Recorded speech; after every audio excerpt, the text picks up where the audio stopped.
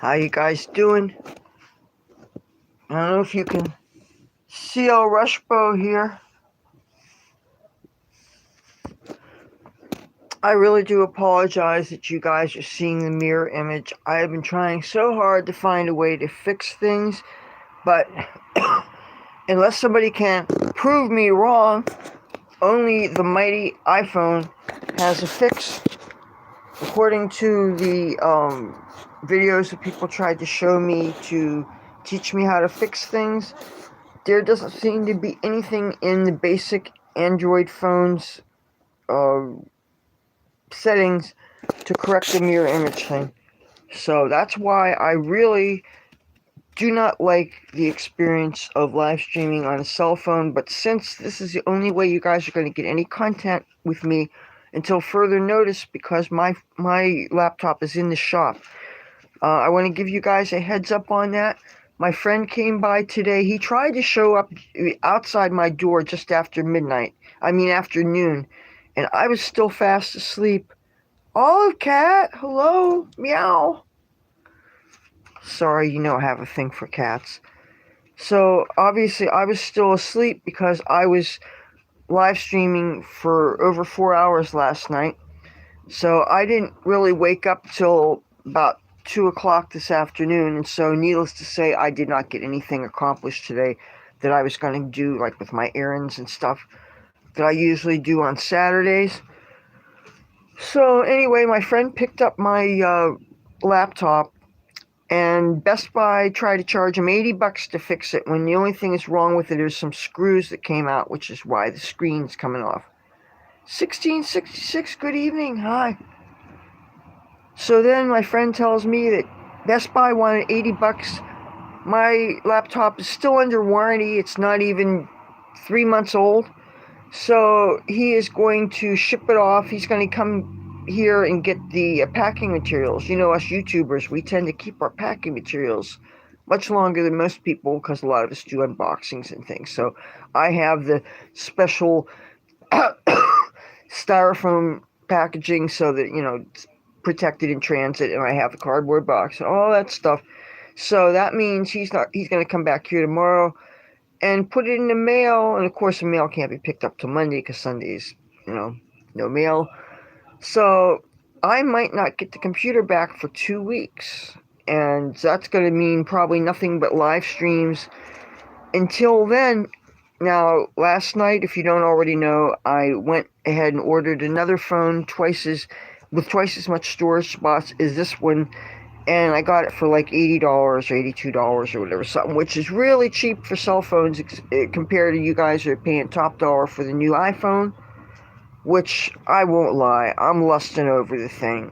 I watched the video of Apple's newest products, and I've always liked Apple products. They're always way more expensive and never quite had the storage capacity that I wanted, because I'm a tech head. When I buy my technology, I look on specs. I want to see how fast the processor is. I want to see how much storage space is on it. I want to know how good the camera is. And mind you, I don't think that I'm particularly... Somebody gave me... one of my buddies came by today. I had like 3 different friends come over. And I never used to have people come over. I was always so ashamed of living in a messy house and thinking I don't want people to see how I live. But you know what? Half the world that watches YouTube that knows that I'm kind of not exactly mistress of house beautiful anyway. I mean, let's call a spade here. So anyway, I was given this guy. I've made videos about him before. Actually, you wouldn't think that I would still have him visiting my house, because he's somebody that I made videos about in reference to a guy who's very rude. Well, that's one of the people that was over here today, and I actually fed him dinner today, which I'm sure he did deserve. But don't worry, I fed my mom first.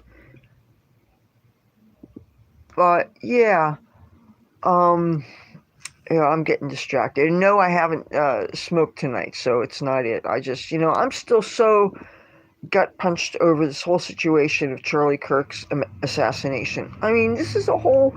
Free speech is under attack. And it's not just quote-unquote conservative values that are under attack. And I, until fairly recently, never felt comfortable with calling myself conservative. I used to think of that as an insult when I was younger and more ignorant. Because I'm not truly 100% conservative. I wonder, how would Charlie Kirk feel about fans of his, like me specifically, smoking weed on camera and talking about our much more moderate version of conservatism? You know, uh, I'm sure that something's better than nothing. He probably would ascribe to the 80-20 rule that Ronald Reagan used to talk about, that as long as people agree with you on most things, they're not your enemy. And I would like to think that we could still join forces about what we agree with and take his inspiration of inspiring dialogue and communication as an antidote to violence and civil war and all the things that people are so afraid of. And it seems like the Democrats are just perpetuating by their negative rhetoric, of course. But, so yeah, my computer is being fixed. I ordered a new phone so that I can, because it's important for me to make sure that this channel goes on no matter what. That if one piece of equipment goes on the fritz, I still have things. Creating content for me is a real psychological need. It's not this narcissistic need to get my face out there, even though I won't lie and say that I don't get something off on it, because showbiz people are showbiz people. Most of us have a need to put ourselves out there. Most of us get real energy from the roar of the crowd, and now that we're all doing the social media thing, psychologists are talking about dopamine hits that we get when we get likes and we get people that say nice things and we get attention on the pictures we post to Instagram and all that. And I'm obviously not immune to it. I enjoy this stuff. I probably spend way too much time on the internet, like so many of us do. I don't know if it's another addiction. I'm not sure. I know I enjoy it. I know I like to be knowing what the hell's going on in the world. But I also know about when COVID hit, and a lot of people, it fucked them up because they were so used to doing all these things outside and they were forced to be indoors and stuff. Well, by the time COVID hit, I was already a full-time caregiver to my mom, and I was already spending a lot of time indoors because I couldn't leave her unattended. So it wasn't as weird for us. We didn't change our lives as much. We were still indoors. I was still taking care of her and stuff. And, I still managed to have a social life aside from the internet thing, which most of us are doing. I still would sometimes find myself on the beach in the daytime, in the wintertime, and people would still smoke weed, and obviously I didn't get sick of anything. Now, there's a reason why I want to bring up COVID today. I had 3 different visitors today, and one of them was my buddy Darren, who was we were supposed to be J6ers together. He has a pickup truck, and he was going to take me to Washington, D.C., and we were going to go listen to Trump talk, and we were going to walk peaceably to the Capitol. And I'm sure those nice officers in the Capitol were going to reach their hand over and pull me over the barricades. And I was going to be, of course, invited in. And, of course, you can't be a trespasser when you're invited in, am I right? And I would have been carrying my laptop that I had at the time. And I would have been saying, there's Nancy Pelosi's gavel. There's a picture of George Washington. There's a picture of Abraham Lincoln. There's a big, beautiful American flag. There's some nice ladies wearing their church lady stuff. There's a nice uniformed policemen and National Guard and all that stuff that we love. And then, of course, I would have been put in prison because they would have said, oh, we know who that purple-haired chick is. But then Trump, of course, he won, and he would have gotten this all pardoned out. So, but still. And we know that was not really a serious civil disobedience. We were just showing love for the country and anguish at what has happened to some aspects of our government and all that stuff, which we all know is true. But anyway, Darren came over today, and I told him all the stuff was going on around the house, and he told me that he was in the hospital yet again. He got pneumonia and COVID. So, okay, let's get this straight. He is somebody that got all his shots, all his boosters. I got my first shots and I got my first 2 boosters, and after that I stopped getting them because as I continue trying to educate myself, I stopped believing that those things were doing anybody any good, because so many of my New York City friends got all their shots and all their boosters, and they've got COVID twice, and even the long COVID. And I don't want to give myself more side effects and things. I would like to think I'm reasonably young and healthy, even though that pneumonia put me for a loop. So anyway, was here, he had COVID, and he even, before he told me he had COVID, he even made his way to my mom's bedroom, stuck his head in there, asked her how she was doing and stuff, you know. And of course, I got pissed off when I found out that he's got COVID, and I sure don't want my mom exposed to it. But he was, I'm guessing, 12 feet away from her. He wasn't close enough to her. He wasn't coughing on her or anything. And the guy doesn't smoke weed, so we didn't do anything that had any transmission. I did hug him, but do I think I was really exposed to it? Do I think I'm going to get it? No, honestly. I do have tests here, but I've become a little bit of a skeptic as far as so many of these things, because we have been lied to so much. And it's like, all the vaccines we got when we were little kids, those things, at least, they really do prevent us from things. Now, I probably should watch what I say talking like this, because one of the things that YouTube can do when they want to take us down is if they accuse us of spreading disinformation. And I have come close to getting this channel taken down so many times. When I think back to all the conservative and right-leaning YouTubers that I met in Washington, D.C. during the year that Trump was first inaugurated, and I've been going to Washington, D.C. Well, as an adult, I've been going to Washington, D.C. since George W. Bush's second inauguration. As soon as 9/11 happened, and I was really find myself getting enthusiastically interested in American politics and things, because I can understand it's kind of a dry subject that not everybody is enthusiastic about. I just happen to find it really exciting. I'm the kind of person that I will have the news on all day, and I will watch things, and I love to be watching something live when it happens. Of course, sometimes the things you're watching live are not the most pleasant things, as we've certainly been learning lately. I'm sure that I'm not the only one that was watching Fox News when Trump was speaking in Butler, Pennsylvania, and of course we all know what happened to him. And I saw that live when it happened, and I remember, well, that day my mom was in her room watching her cowboy movies, whatever she was watching, and I ran in there, and I was telling her what happened. I couldn't believe what I was seeing. I mean, because, you see a man touch his ears and fall down and all that stuff, which we obviously now knew to be absolute truth. But anyway, in intervening years since I've been going back and forth to Washington, D.C., some of my fellow YouTubers that I met, because I love to meet my fellows. I love meeting people. I love meeting fellow Trump supporters, and certainly people who loved and respected Charlie Kirk. I just love talking to people who I have something in common with, because so many times I'm surrounded by people that I have very little in common with, and it's nice to feel that you're among friends, But so many of the people that had YouTube channels, like there was one man who was out of Florida. They had a channel where twice a week he did live prayer live streams. What's the harm in that? And then, of course, he did his news commentary, which is my favorite form of content creation, really. It's something I think I'm good at. I enjoy the process of doing the research. I enjoy all the things about doing the prep, whether it's very carefully figuring out what I'm going to wear, choosing my props, neatening up my set, having things just so. I really enjoy the process.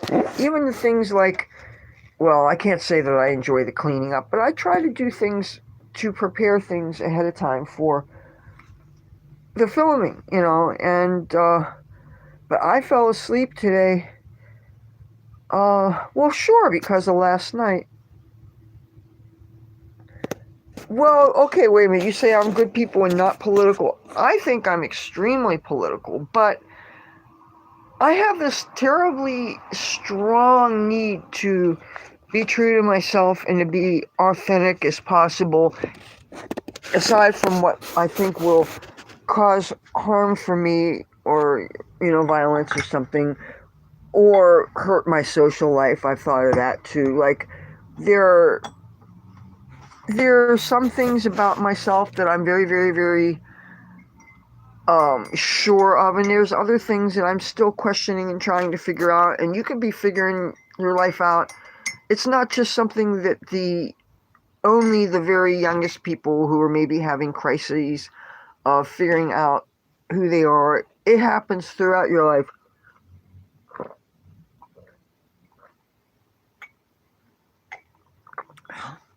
And I'm drinking tea with nothing in it. I'm almost totally out of sweetener of any kind. I went through 3 really big 2-gallon containers of honey. Uh, but, but no, I think truth is very important. Even though sometimes truth involves nuance, sometimes truth is messy, sometimes truth is complex. And when I've been watching so much Charlie Kirk footage. I mean, I was into him I was aware of him at least going back to Trump's first inauguration. You know, I know the people that I saw from Turning Point in Washington, D.C. and stuff. And back when I didn't know very much about that organization at first, because the first time I saw them, there was a black person's revival or something that they had something to do with. So the first Turning Point people I saw was just a bunch of black people in the Turning Point USA hats and stuff. And but when I think about all the YouTubers and things that I met in, say, 2016, 2017, 2018, I was in Washington in 2018 for I went to the Demand Free Speech rally. I also went to the Walkaway March where Brandon Straka was there, and Sean Pressler's there, who's this tall, long-haired guy. He's absolute beautiful and serious young Republican that's doing some of the kind of work that Charlie Kirk was doing with mobilizing and interesting young people to be part of their civic process and to learn about the Constitution and the Bill of Rights and all the greatness that is our country. You know, and you got to really appreciate people who get into this young and have a love for this and want to share it with other people. And you can increase voter turnout, and you can really help galvanize people to get excited for elections. And admittedly, it's easier when you have enthusiastic candidates who don't just touch the issues and encourage the betterment of our country, but that you can really get excitedly behind.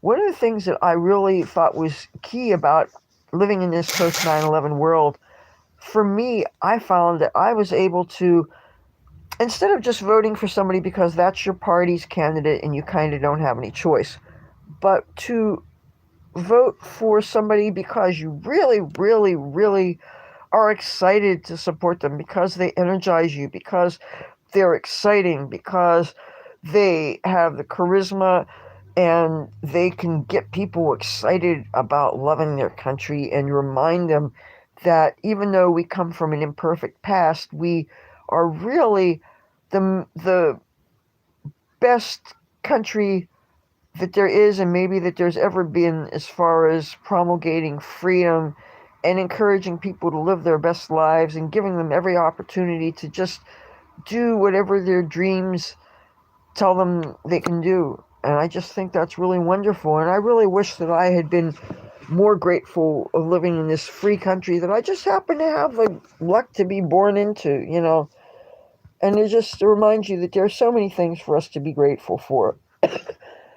And, you know, when I was a school kid and stuff, I was much more hedonistic. And I'm sure I still have that hedonistic part of me. And whereas, you know, I know there are some spiritual philosophies that believe that when you are distracted by the pleasures of life, that's Maya, that's materialism, that keeps you confined to this cycle of birth, death, rebirth, death, rebirth, death, either still as a human being or maybe in other animal forms or maybe in forms of what we think of as inanimate objects, but that some cultures still think of as having souls.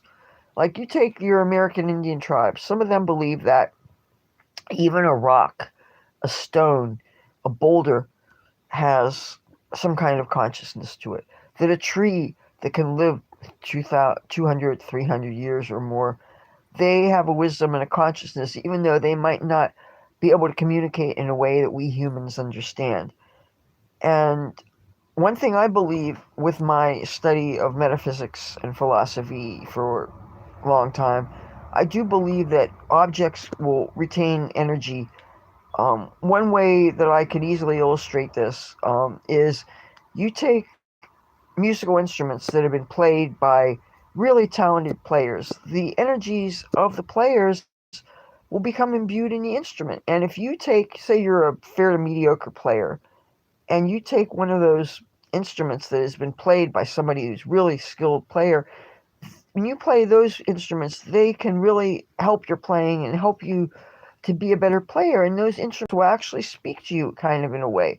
And not speak like I'm speaking to you now, but kind of like okay, the best way I could describe it is when I realized it was time for me to quit drinking. And I got this quiet voice that was not unlike my own that said, Leather, your life will be 23% easier if you just make one little change. And that change, of course, would be to quit drinking. And before that, it was quit drugs, whatever. And Kiki, is that how you pronounce it, or is it Keith? Thank you. Uh, I have such a conflict with this religious aspect of this because I was raised Catholic, okay? So I am not a stranger to the message of Jesus Christ. I'm not a total stranger to the Bible. But I have always been a very perceptive human being, and I've always noticed people, and whenever there's disparity between a person's professed beliefs and then how they live their life. And I saw so much hypocrisy as a young child amongst people in church. And I got turned off by many things to the point where when I was a 9-year-old little girl, I left the church completely. And now I still believed in the YHVH, God, Jehovah, whatever, when people just use the term God in a Judeo-Christian culture, I've always thought it was kind of lazy. This is the name you call your God, is just God. That's like the people that they adopt a dog or cat from the street, and instead of giving them a name, they just name them cat or dog. I understand the most devout Jewish people. They believe that it's rude to even say the name of God, so they write it out G/D, or they give a lot of euphemisms like Yeshua, or they use there are so many attributes of God. Some people say there's 72 attributes. Any of you who are students of metaphysics, you're familiar with the Tetragrammaton, and it looks like the Mogan David, which is the Star of David, and it has Hebrew letters around it, and inscribed in it, if you actually read and understand Hebrew, which I do not. I would like to, actually, there's one language that I really would be very sincerely interested in learning, which would be Hebrew. I could totally see myself living very happily in the state of Israel if only I could learn the language, because I have great love for Jewish culture and the Jewish people, even though my concept of belief has altered so much through the years. And whenever I would see Charlie talking about his faith, it always kind of gave me some conflict, because that's the one part of his message that I found harder to relate to. Because, what can we be honest here? I am a practicing metaphysician. I wear the pentagram. A lot of Bible-believing Christians would look at me right away and say, oh, she's satanic, she's a devil worshiper. And for the record, I am not. Now, I will show you my altar here. That is not what you would find in a church. And yes, that is obviously an inverted pentagram. I am a practitioner, I'm not going to lie.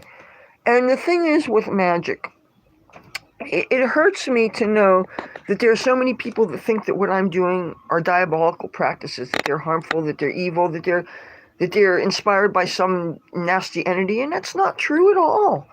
Did you know that some people believe that the part of the Bible where Jesus says you must be born again, some people believe that he was Christ was actually referring to reincarnation. Now, I don't have a direct line to any of them to say, hey, what exactly did you mean? And I'm not going to lie to you and say that I believe things that I don't. I can't go on this blind faith thing like my mom. She says, you just have to have faith. You just have to have faith. Well, I could have faith that my friend's going to show up and do what he says he's going to do, and he could very well flake me off, and I could say to myself, oh, well, I had faith in the wrong person. Or I'm expecting too much of people who might not be capable of. And that's the thing, is that so many times we hurt ourselves unnecessarily and unintentionally because we expect more of people than they're capable of. And that's one thing I always try not to do with people. It's something I kind of learned when I was living in Los Angeles, and I'm this rock and roll chick, and I like the rock stars, okay? And the thing is, if you like musicians, and most musician males, unless they're real devoted family guys, maybe if they're religious, maybe if they're strict Bible fearers or strict of whatever their religions are, most guys are going to slut around and whatever. And so if you're expecting faithfulness and you're expecting whatever, and meanwhile you find out this guy's going with this one and that one and that one, if I'm going to be expecting faithfulness and I'm going to be loving on these rock stars that they're not capable of that, then I'm setting myself up for failure. I've got to either accept that people are the way they are, and you can't change people. If people change, it is because they feel the want to change. When the changes I put in my life, like quitting drugs and alcohol, nobody told me, Leather, you're getting you're getting out of hand here, you got to stop. I had to figure it out for myself. And there have been lots of good people, men and women I've met through the years that used to live certain ways, and they met the right person, or maybe they had come to religion, maybe they had the genuine come to Jesus moment, and they changed. People can change, but you got to have the right kind of motivation. You have to be innerly directed, and you're right, choices are everything. I can look back on my life and many crossroads. You rarely know that you're at a crossroads, but sometimes we do, and we figure out, this can go one of two ways. The last crossroads I was in was when I was playing my guitar on the boardwalk, and the cops were hassling me. And I'm starting to argue with this cop. He's with his supervisor, and she's this Billie Jean King-looking chick. You guys see where this is going, right? And they told me, pick up my hat and pick up my clapboard, and I can choose to go home, which, of course, was not a choice. And I'm starting to argue with the guy, and this little voice inside my head, the voice of reason that we all have if we listen to it, and it was saying, Leather, you're arguing with a cop, nothing good can come of it. I see it all the time. My friends, I usually have a couple of drinks, and the cop's saying, you got to move on down the road, and the people starts arguing, and before you know it, the guy's getting a ticket written out because he's arguing with the cop, and you cannot you can't argue with somebody who has authority against you and has power and can both give you fines and can put the bracelets on you and take you away. And so, you've got to kind of learn to zip it. Yes, officer, whatever, because we don't want problems. And, cooler heads have to prevail. And I did zip my lip and I said, yes, sir. And yes, that's called being rational. And I'm not going to say it's called being a good adult or being mature or anything, because I don't lay claim to any of that. I may not be chronologically a child, but I cannot ever claim that I've gotten good at this thing called adulting. But yeah, it was a crossroads in my life, definitely, because I knew that if I carry on the path of arguing with these cops, I'm going to end up with a criminal record. And then I will have very less choices in life, because all of a sudden, guess what?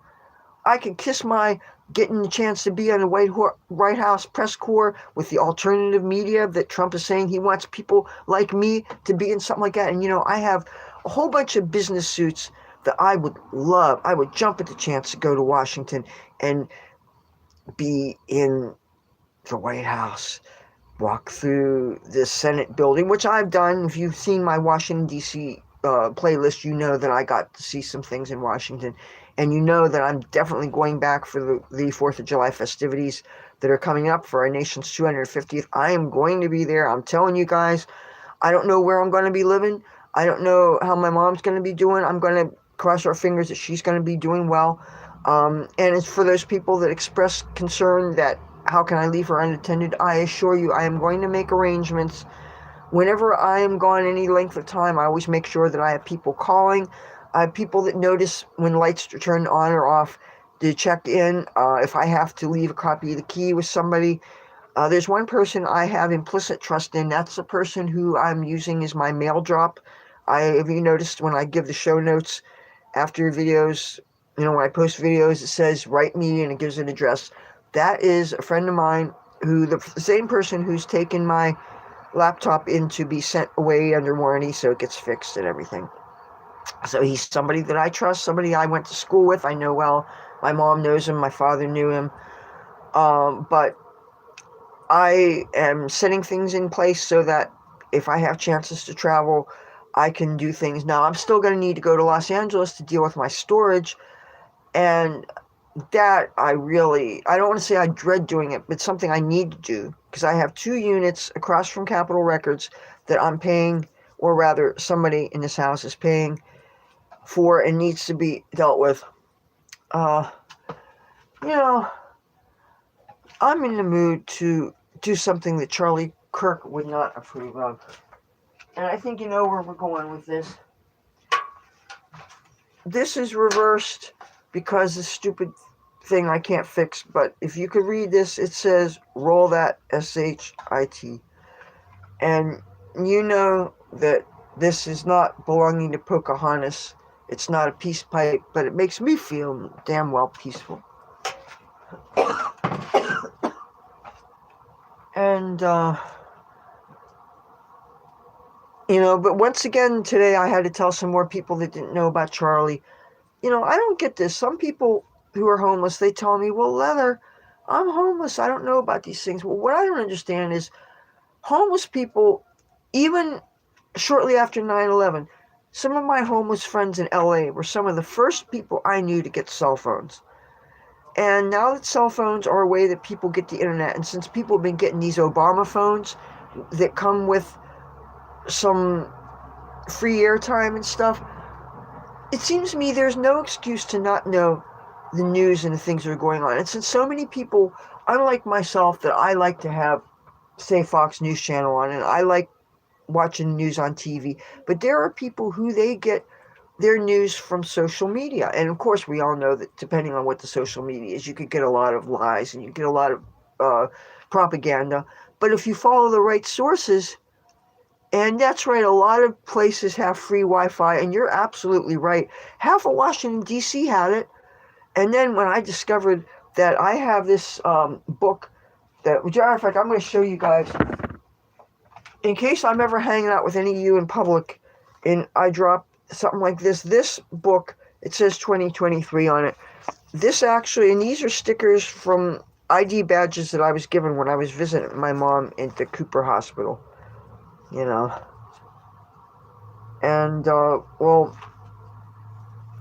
this, I have some information, including things like passwords and different things. So, but I like to take this with me, and when I'm traveling, and it just so happens because my family are Comcast customers, I had a login, and when I put that in, all of a sudden, I had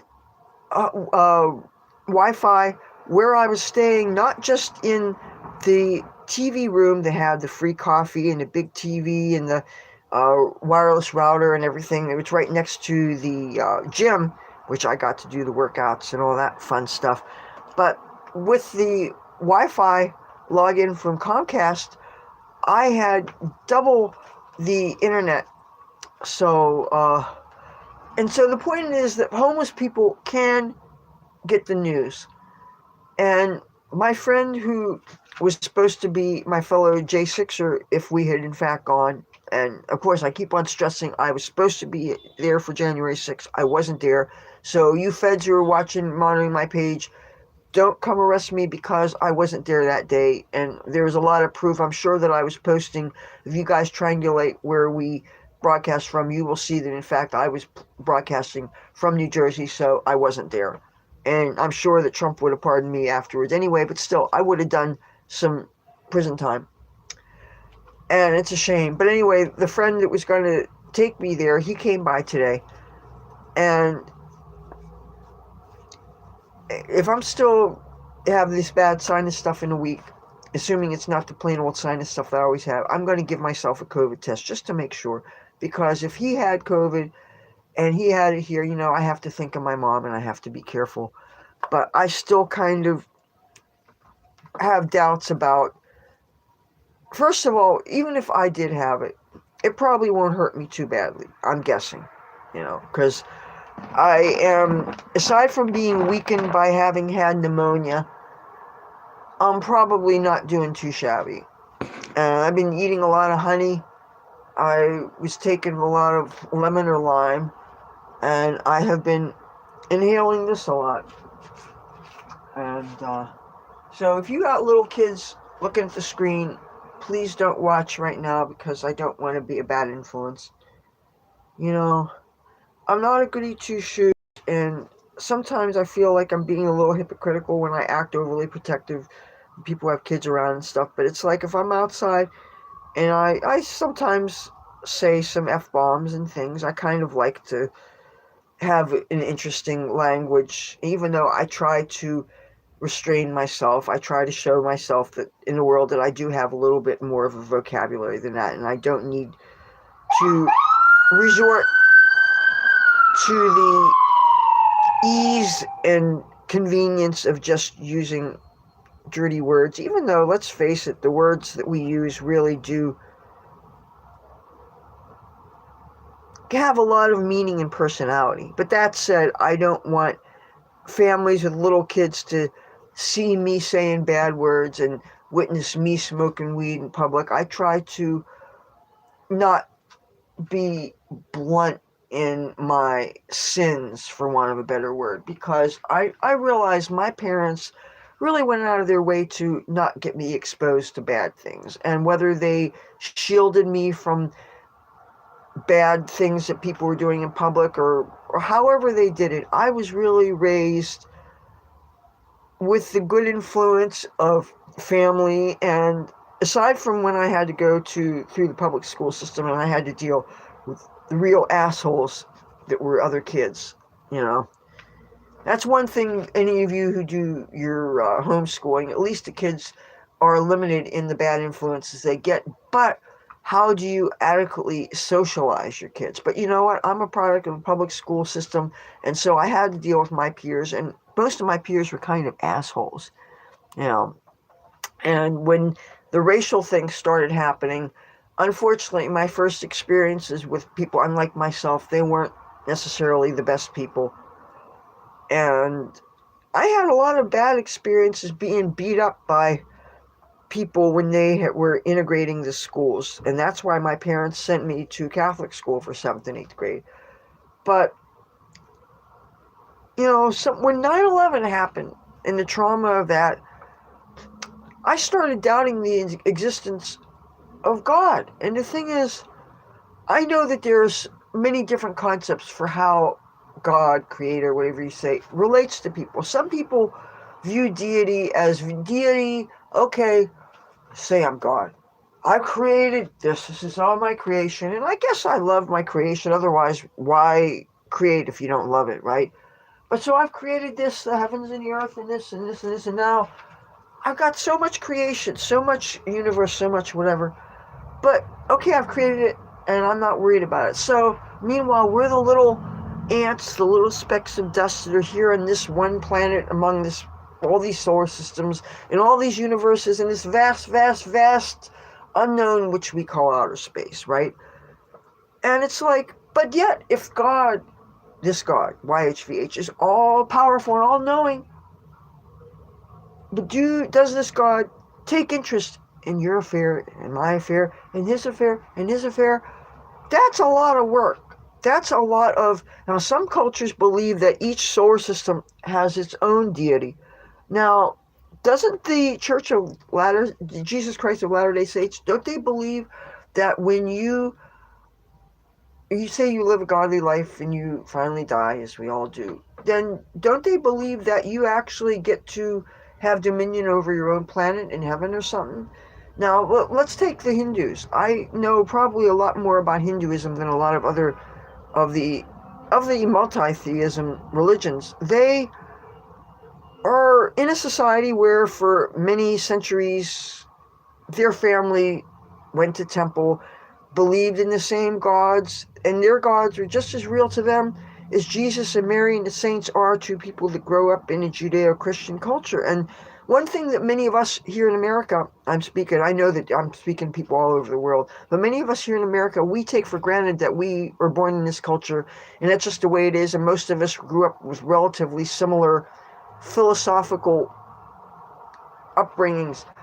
But now that we are in a much more multicultural world with all the transatlantic travel and certainly with the internet, and we have all this exposure to different kinds of people, and now in America, of course, with all the extreme immigration, we have people, I mean, never have we had a greater chance of actually getting to meet a real live cannibal in our midst. And I'm only saying that not to give you alarming statistics. It is not a statistic. I just pulled it out of my head.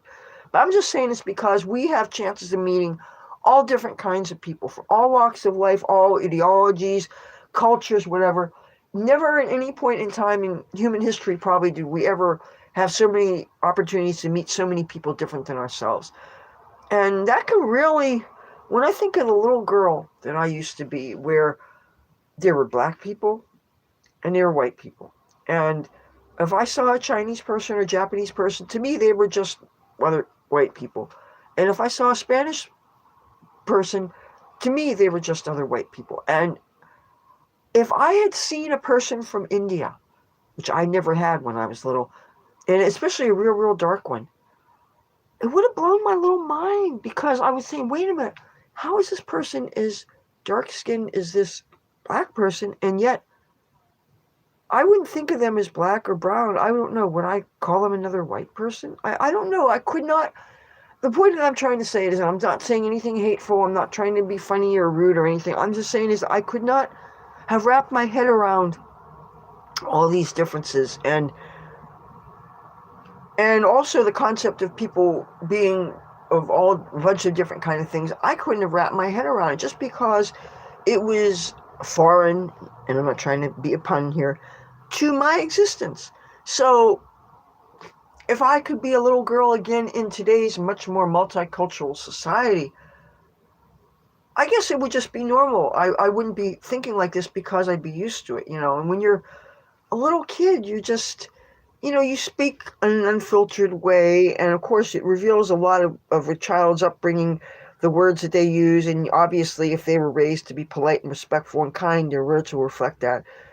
And I'm pretty proud to say that my parents made an effort to make sure that their children, at least when they had control of them, would treat other people the way they wanted to be treated and be civilized and all that stuff.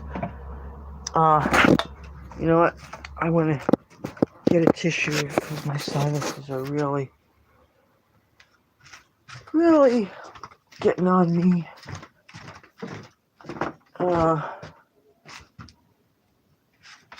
I had to go and get another thing of toilet paper. My brother has been, well, yeah, that's the other person who lives here. He is my brother. I don't like to talk about him too much because in the off chance that any of his friends are watching to try to find out if I'm talking about him, you know, I just assume not bring up unpleasant subjects. My brother and I are estranged. There is not this thing called love in between us, and he is going to move out. So my mom and I are actually looking for a 2-bedroom apartment. But you know, it would be so much easier. Drew Anderson, hello. This is our country's and it must be respected. That's right. I'm reading the rest of the. I agree with the socialized with homeschool children. I'm sure there's a network for that, but it's better than being indoctrinated. That's right.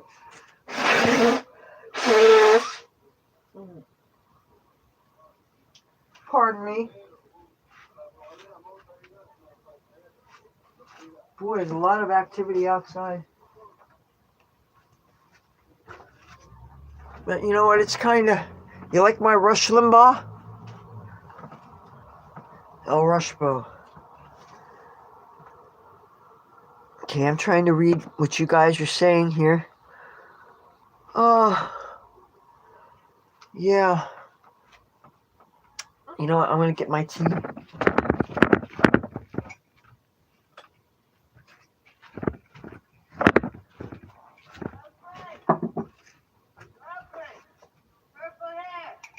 Oh, I'm being called outside. Hey! How you doing? Somebody's calling me purple hair, and they see me out my windows. Well, you can see that I'm here.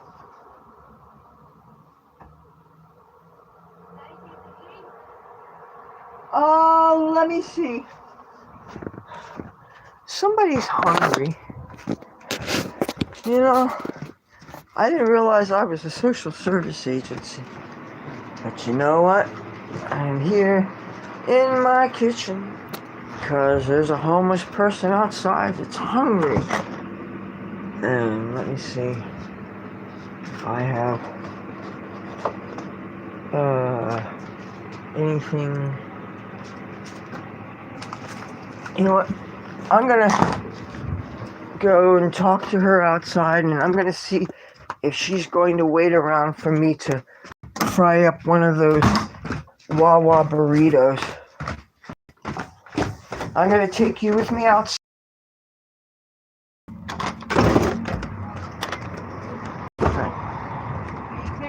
I'm okay. I left that area. It was too bad. Oh. I wanted to ask you something. I found one of those Wawa burritos, but the thing is, I don't have a microwave. It's going to take me about 10 minutes to fry it up. Can you wait for me to do that? Yeah, is anybody in your place? Huh? Anybody in there? My mom. She's, you know. I can't come with you? I have to. She doesn't want me bringing anybody up right now because she's coming down with a cold. I got a question. Do you have any clothes too? Because I'm a little wet. I need your question. Don't get hit by a car. Let me take a look. Wait right there. Thank you so much. I'll see what I could do, hon. She needs clothes and she needs food. I'm gonna see what I can do. You know, I guess somebody has to be their brother's keeper, right? So, and again, you know, I'm just doing what any human being would do. You know, that lady, there was a 1.5 year period of time where she was sitting on the street corner and just felt so sad, and there was all these churches around here that nobody would do anything to physically help this woman. All they would do is talk to her about Jesus, which, okay, that's not a bad thing, but sometimes people need more than a prayer and a pat on the head. You know, sometimes people need real tangible things like food and clothing and stuff. She's hungry. She needs somebody to give her some food. I'm trying to set this someplace. You know what? You get to see my mess again. I gotta cook her up something.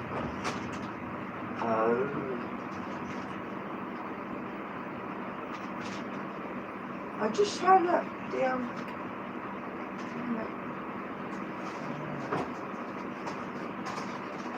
Oh, please.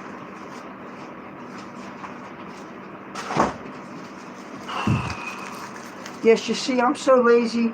I'm wearing pants. I'm sorry. Normally, I go out of my way to dress up real fancy for this, and these are kind of. I wear these kind of as almost pajamas. Okay, I'm gonna heat her up a Wawa breakfast burrito, and I'm going to fry it up to save time.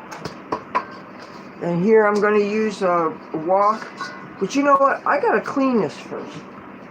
Here. All I do is clean.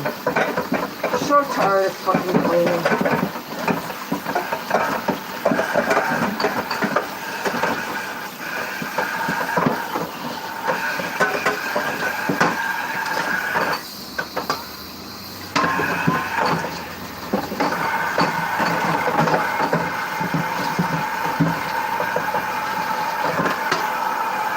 That lady, for a while there, she was staying in the shelter that's attached to that place called the Red Door, where I sometimes go on Saturdays to bring my mom a plate of food and stuff. I was supposed to go there today, and I didn't make it.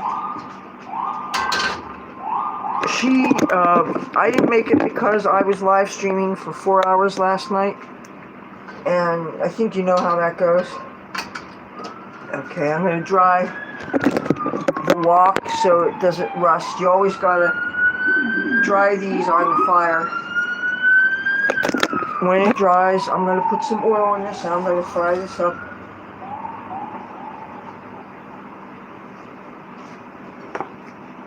So,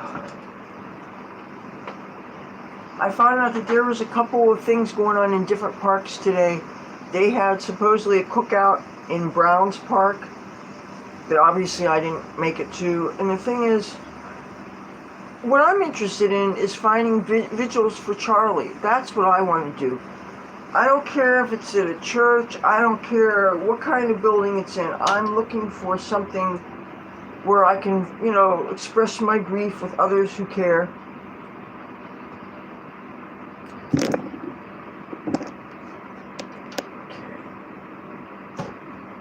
Okay. It's hard.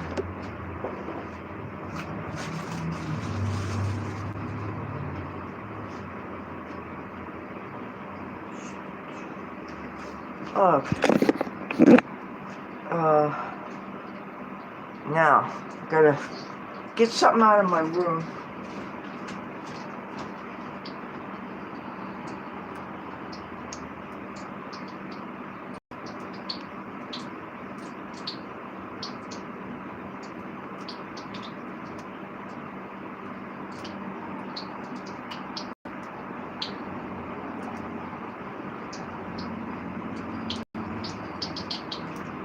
Okay.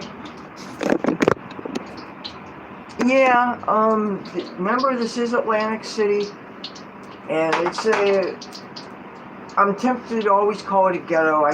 It's a lot more to it than a ghetto, but it is an urban area, and you do have people that are a little bit, hardcore. Yeah, I'm looking for something, here.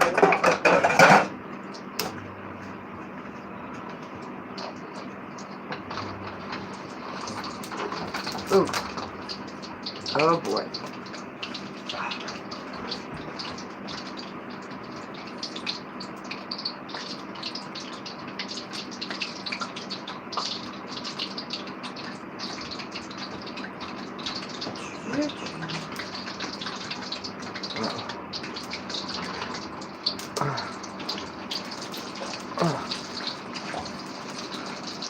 Oh great, part of it's stuck.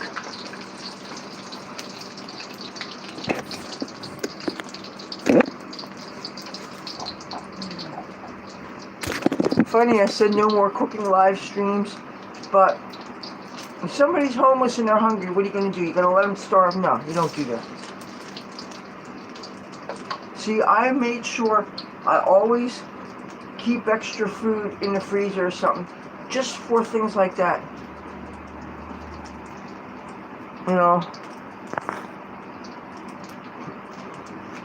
It used to be the churches that lived downstairs. Sometimes they would hand out food, but it would always be between like 11 o'clock and 1 o'clock, noontime.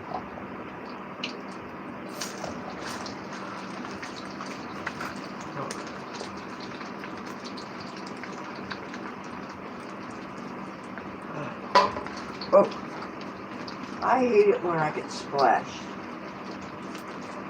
Okay. There's something else I wanted to do. Don't let your kids see me do this.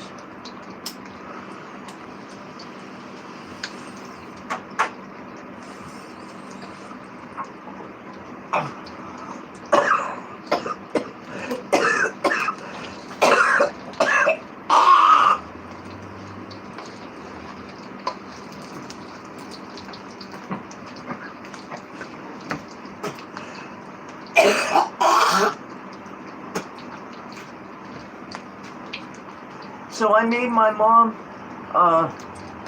spaghetti with actually fettuccine with tomato sauce. They had sweet peppers. I chopped up and put that in there. Sweet peppers and some salami. I tore up the salami, put that in there, and that's what I gave to Big John McGettigan, who showed up today. And again, he doesn't deserve my home cooking. Yeah. Oh, I sought out the actual unedited footage, and that's brutal, man. I only watched it one time. I was curious.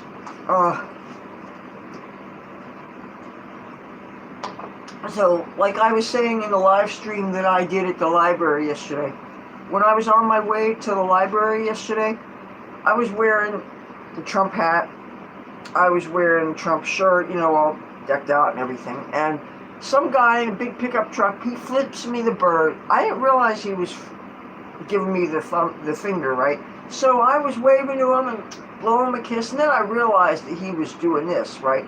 So I go, you know, so 7 blocks later, I was on my way to the library, and I was like maybe 2 blocks away, and there were 3 young people. And one of them, this lady, she had on these really nice spandex pants. It was like, they were bell bottoms, and they were nice. And I'll admit that I like to look at fashions. I like to look at people. I like to check out people. Pumpkin fishing, thank you. Yeah, my mom does love me, and she puts up with me. And I feel so guilty that sometimes I allow the stress of being a caregiver to affect my attitude. And I need to check myself on that. I know that. But anyway, getting back to the story, I'm admiring the views of the young people ahead of me, and, you know, whatever, because I got eyes and everything. And then all of a sudden they saw that I'm wearing my MAGA stuff, and they said, "Rest in peace, Charlie, Kirk, and God bless you." And that touched my heart, because I'm thinking young people here know about it. He touched lives all over. And I've been trying to find a vigil. We got Stockton University here, which means I could, in theory, walk to the campus. And that would be ideal. You know, I will go to a vigil at any venue. I'll go to anybody's church, anybody's synagogue. I don't think they would have it in a Muslim place, even though I've got some Indian clothing if you really want to go there, but I'm not wearing any hijab, no time, no way, no how. Homie don't play that. But you probably seen the videos where I figured out what to do if you accidentally buy halal meat. You know what they say, and I don't want to say it on here, but I figured out, I used to go read the Psalms, and there's certain Psalms I used to read to invalidate that. Now I just read what they write backwards, and I try to use that to invalidate things, because I don't believe in wasting food. But if, say you have, say, butterball turkey bacon, for instance, and then all of a sudden you look at the fine print and you realize that it's halal, ooh, that's against my philosophical comfort zone, if you get my drift here. And yes, those teachers, I cannot believe that, first of all, the truth is, when you are in the education field, you're held to a different standard, and you have to really be careful what you say on social media. And if you're going to say things that is basically hate speech, speech that glorifies the murder of an innocent family man, speech, people that glorify violence against opposing views, that is exactly what fascism is. That is exactly what goes on in third world countries. What goes on in places where we think of ourselves as Americans. We're better than this. We're smarter than this. We're more sophisticated than this. Well, there's a lot of countries that are looking at us right now and saying, what kind of a violent culture have we wrought now? What the hell is going on? Okay, and I want to know what's up with all the backfiring that these cars feel like they got to show off. We got every weekend in this town. We get these bikers coming in. They're not normal like Sturgis bikers. There are these people driving these rice burners that are not your typical biker. When you think of bikers, they're not the big tattooed, muscly guys. Most of them aren't even white people. They come into town and they must do things with their catalytic converters, so they're really, really noisy. And I have a few local friends I talk to on Facebook, and they say, yeah, they hear these guys, and they rev their engines underneath people's bedroom windows and stuff. And it's like, and sometimes they ride real fast on empty stretches of road, and we're afraid there's going to be an accident. Somebody's going to get hurt. Oh, you back on YouTube? What did they get you for? Disinformation or what? You know, they got, at one point I had 2 disinformation strikes. And I could be monetized now, except I have one warning that I haven't gotten off my channel, that I forget the process. I have to take some kind of re-education or retraining or something. Maybe they got to hypnotize me and try to turn me into a Marxist. I don't know what they're going to do, but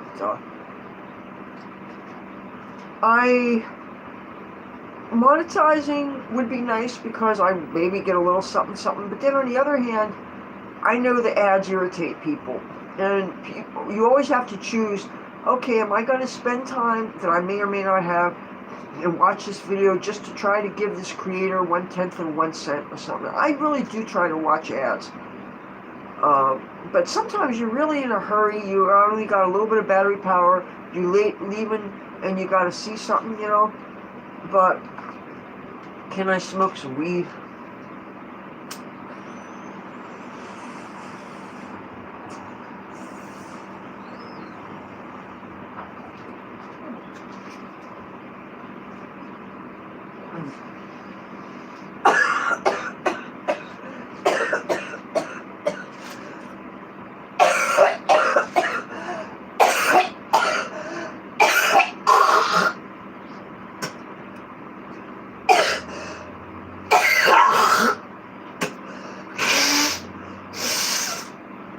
About that.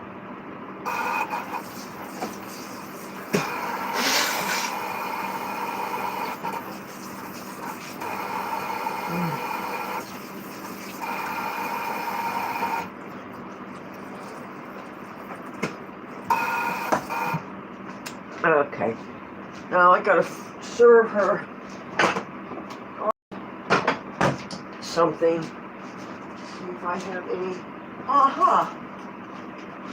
I have a paper plate from a place called That Army That Saves, otherwise known as the Salvation Army. Oh, I get, usually at least once a year, I get bronchitis. And usually what gives me bronchitis is if I get exposed to tobacco smoke. I have a real hard time with tobacco smoke. Now, my issue with weed is it's the last of my vices.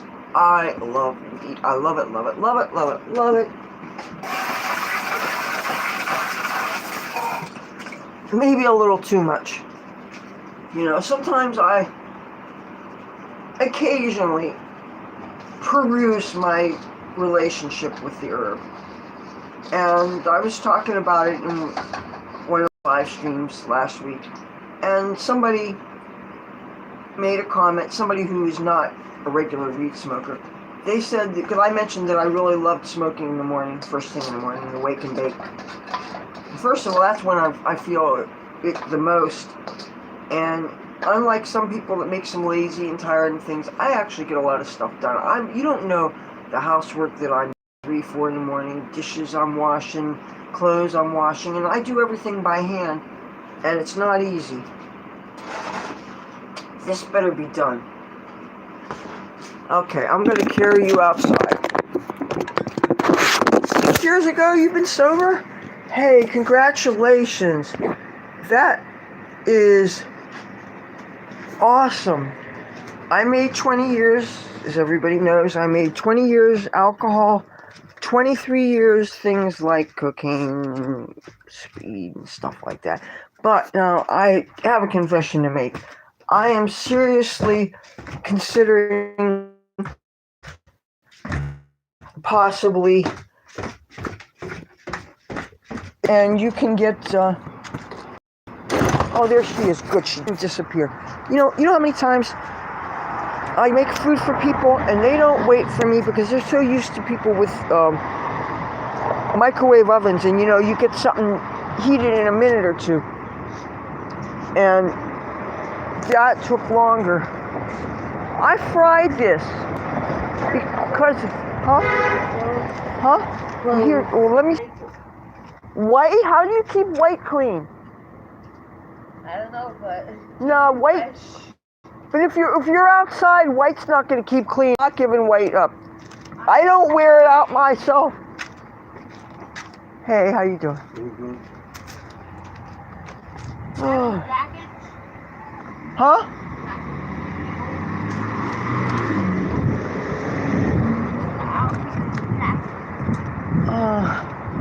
Yeah.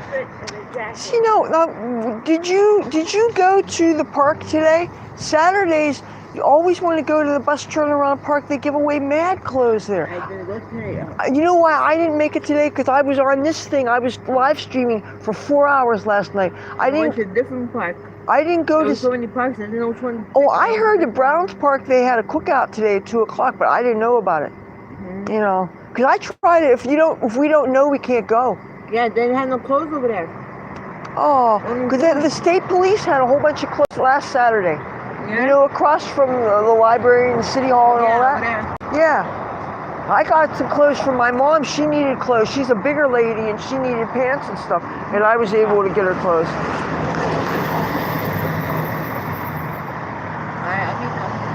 Okay. I saw you wear a real pretty pink outfit a couple weeks ago, and it looked like something I would have worn, and I thought you're chip off the old block. I loved it. I gave It was something I would have worn. Yolanda, I gave those pants to her. She's pretty I'll buy girl. you the same kind next month. What color you want? White or pink? Pink. Pink? I'll buy it for you next month. Oh, you're a sweetheart, hon. I'm gonna see if I have anything. That lady, a person can totally change when they're just. Sometimes people just want to be heard. Sometimes they're really having psychological freakouts, And it turns out a lot of the frustration that people have is that they want to be seen and they want to be heard. It's not always, I have material needs, I'm hungry, I'm cold, I need a coat. Sometimes people are just tired of being this feature in the background that people just walk on by like they don't have feelings and they don't exist. And a lot of homeless people especially, they are treated so badly by people. They're disregarded, or they're treated like a menace, or they're treated, and the thing is, I have been homeless before, okay? And the thing is, when I was homeless, I was not the obvious kind of homeless. I was squatting and I was glammed. I was dressed in a very glam meth way. I had a day job, which was a dancer job, so I had to look glamorous, obviously. I always wore makeup and I always had big hair, and that was, you witnessed real life, okay? That lady, for a while there, she was taken in at that shelter that is at the Red Door, but they only let people stay there a couple of months, and they have very, very strict rules there. They have like a curfew. You have to be in by 8:00 at night. And I met the preacher that runs the place. He's a very nice man. My first time I really talked with him was the day I found out our building was condemned. Okay, imagine you're me. Imagine you just come out your door, right? And then you see in the back of your door, you see a sign that says, in the middle of December last year, that says that the building was condemned and we had to be out here by the 6th or 7th of January. And the thing is, they never left us a phone call, never left a message. My mother would have never even known, because she had no reason to come in and out, because she pretty much stays in the house all the time. And yeah, when I lived in San Francisco, I was sleeping in my sleeping bag in a place called United Nations Plaza. That's on Market Street between 6th and 7th Street. There is a fountain and 2 piles of concrete blocks that you can climb and you can write graffiti on. I used to write poetry everywhere. At the time, I saw myself as a real intellectual and a real philosopher and a real poet. And of course, back then, I had no way of knowing that I was actually writing song lyrics. And I have most of my writings, because I was keeping journals every day in those days, and I saved everything. Oh, this is such a lively street. I realize it's not all that late seeming, because this is still technically the summer, so you've got people that are coming home off the boardwalk. And the other street, because this is a street corner, the other street is a main thoroughfare. So as you can see, it's very busy. But yeah, when I was homeless in San Francisco, it was kind of like an open air slumber party. There's this fountain and 2 piles of concrete on either side, and there was about 30 or 40 of us, mostly punk rockers and some gothic people and some hippies. And this worked for about 2.5, 3 months, until some of the punk rockers started throwing their empty 40-ounce bottles, smashing them on the ground below where the fountain was. And cops don't like broken glass. They're gonna put the boss to this. But one time I was there, and they had a farmer's market twice a week there on Market Street. And there's this guy who had been selling liquid LSD, and he'd already made up his money selling it. So he was just giving free doses to anybody that wanted one, right? So he offered some to me, and of course I didn't say no. But instead of taking a little drop of it, I took a whole Pepsi soda bottle cap full of it and drank it. And liquid LSD, you drink that much of it, instead of waiting for it to happen, it happened pretty suddenly.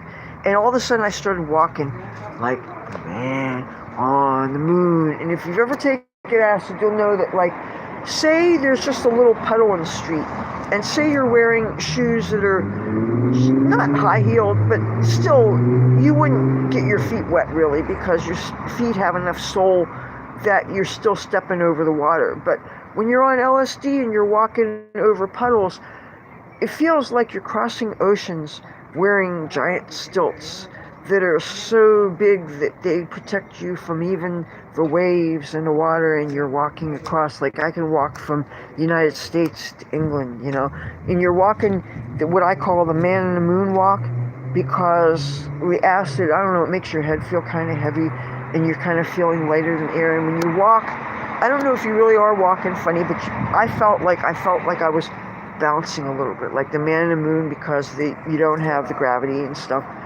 So, and I really do associate San Francisco with psychedelic stuff.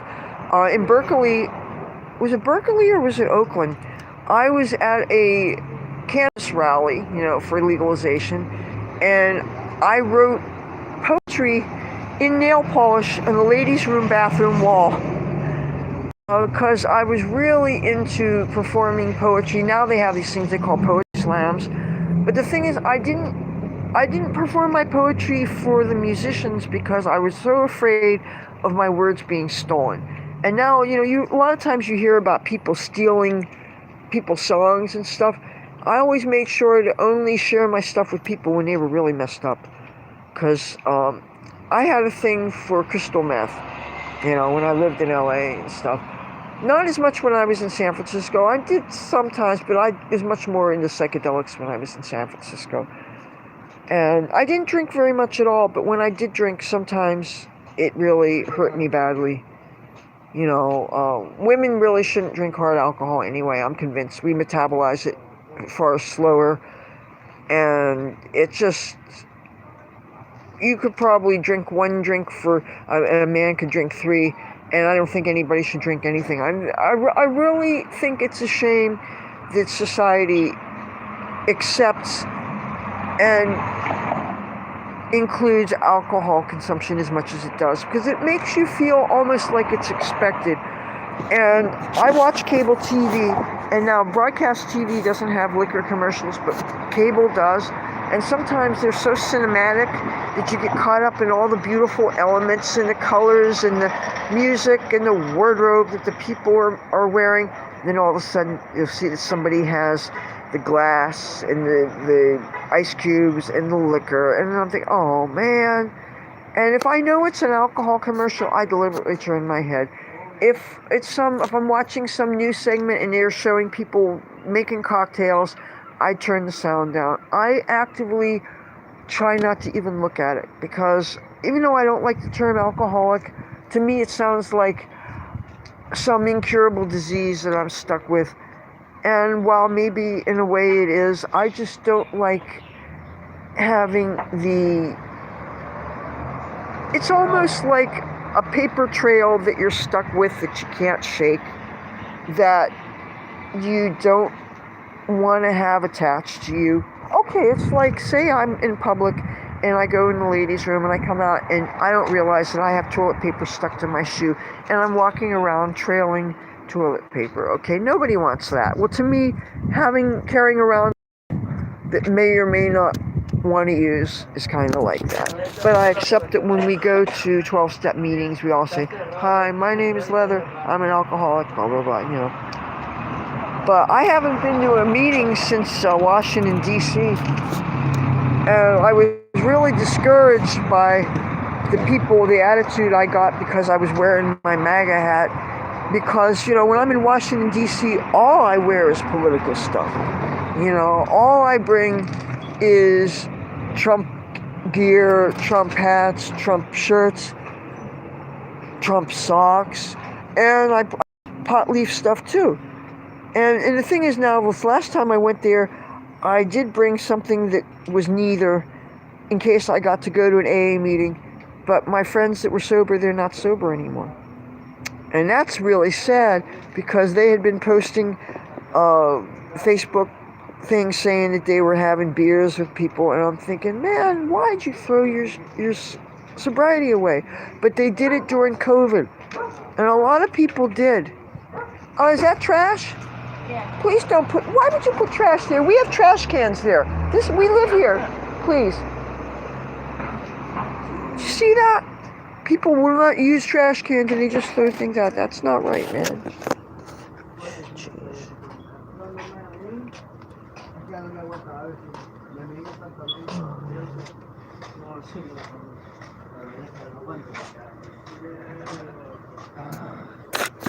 Alright.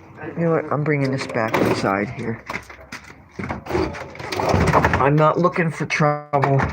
And one of the people that was out there knows that I film.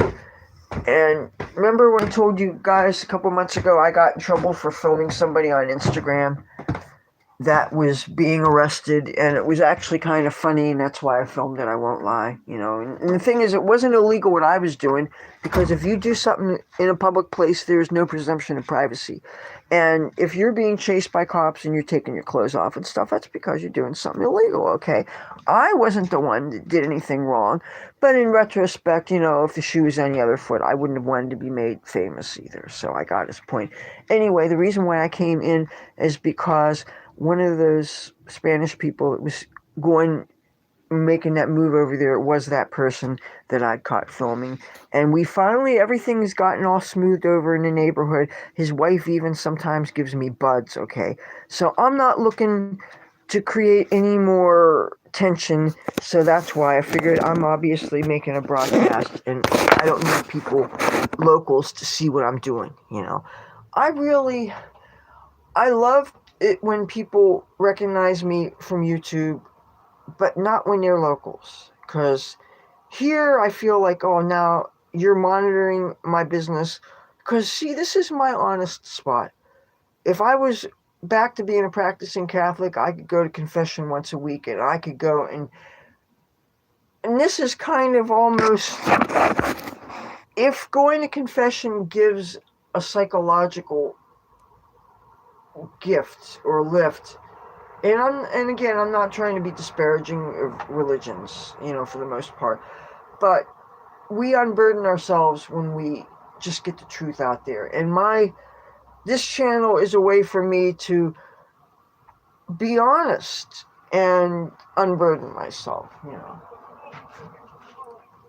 But oh man, you see, these windows are open so high people could see in too good.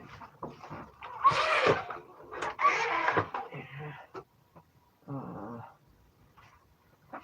yeah, I want to go back to the kitchen because I think that's where I put my weed. Yeah. Somebody gave me a pair of pants today, but my mom laid claim to them. And you see, what I don't understand is it's pretty common knowledge that there are certain days of the week that you could go certain places and you can find resources.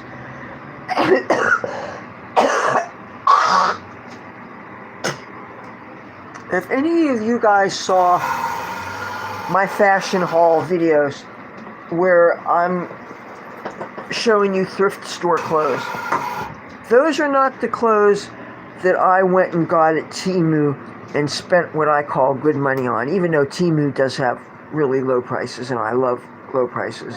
Everybody does. Yeah. Huh? No.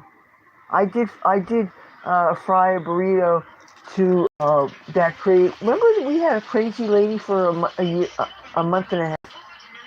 They was sitting on the boardwalk, or not on the boardwalk, on the corner. She was saying, "Hey, purple lady." She saw me through the window because I had my window exposed because I was live streaming. And anyway, she asked me if I had any food. So I fried her up one of those breakfast burritos, and I just gave it to her. And then she did ask to come inside, and I said you were here and you didn't feel good and you didn't want anybody over. So I like to use my mom as an excuse. Okay. So, do you want some tea? No, I'd like some water. Okay, she wants water. All right, and the bathroom is undisturbed. So, and yes, I left the weed in here. But yeah, that lady wanted to come inside. I've been really pushing my luck, letting all these people in that I hardly know sometimes. So I really kind of want to stop doing that. I guess maybe some of you heard about the incident that happened in Queens, New York, that there was this bad man that was walking around the neighborhood, knocking on doors, trying to ask people if they would let him charge a cell phone.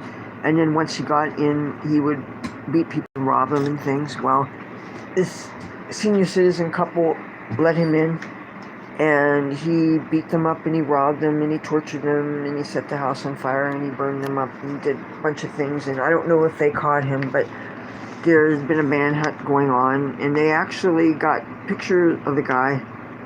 I don't think how horrible that you got yet something else to worry about.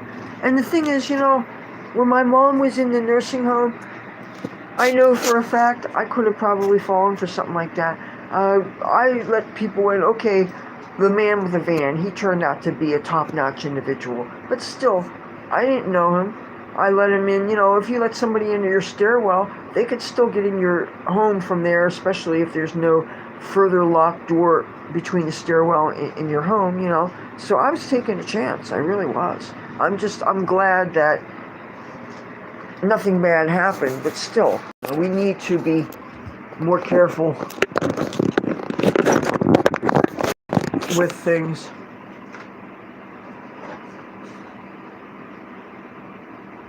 Hey, any of you guys know any workaround for a really cheap-ass Android phone so that it doesn't go backwards when it does the live stream thing? That's what I hate about this.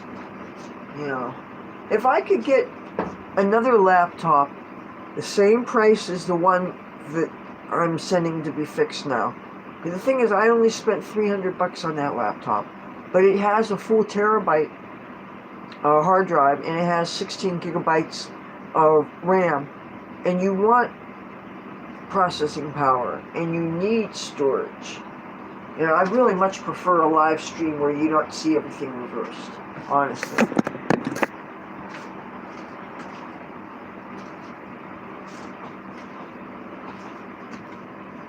My favorite breakfast, my favorite midnight snack.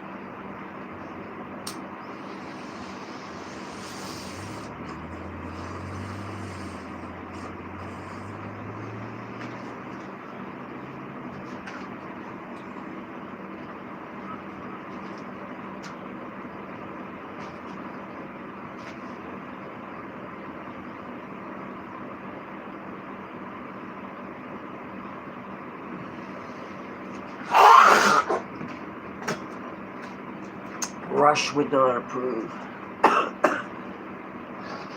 Oh, I have a comic strip. Him, hold on.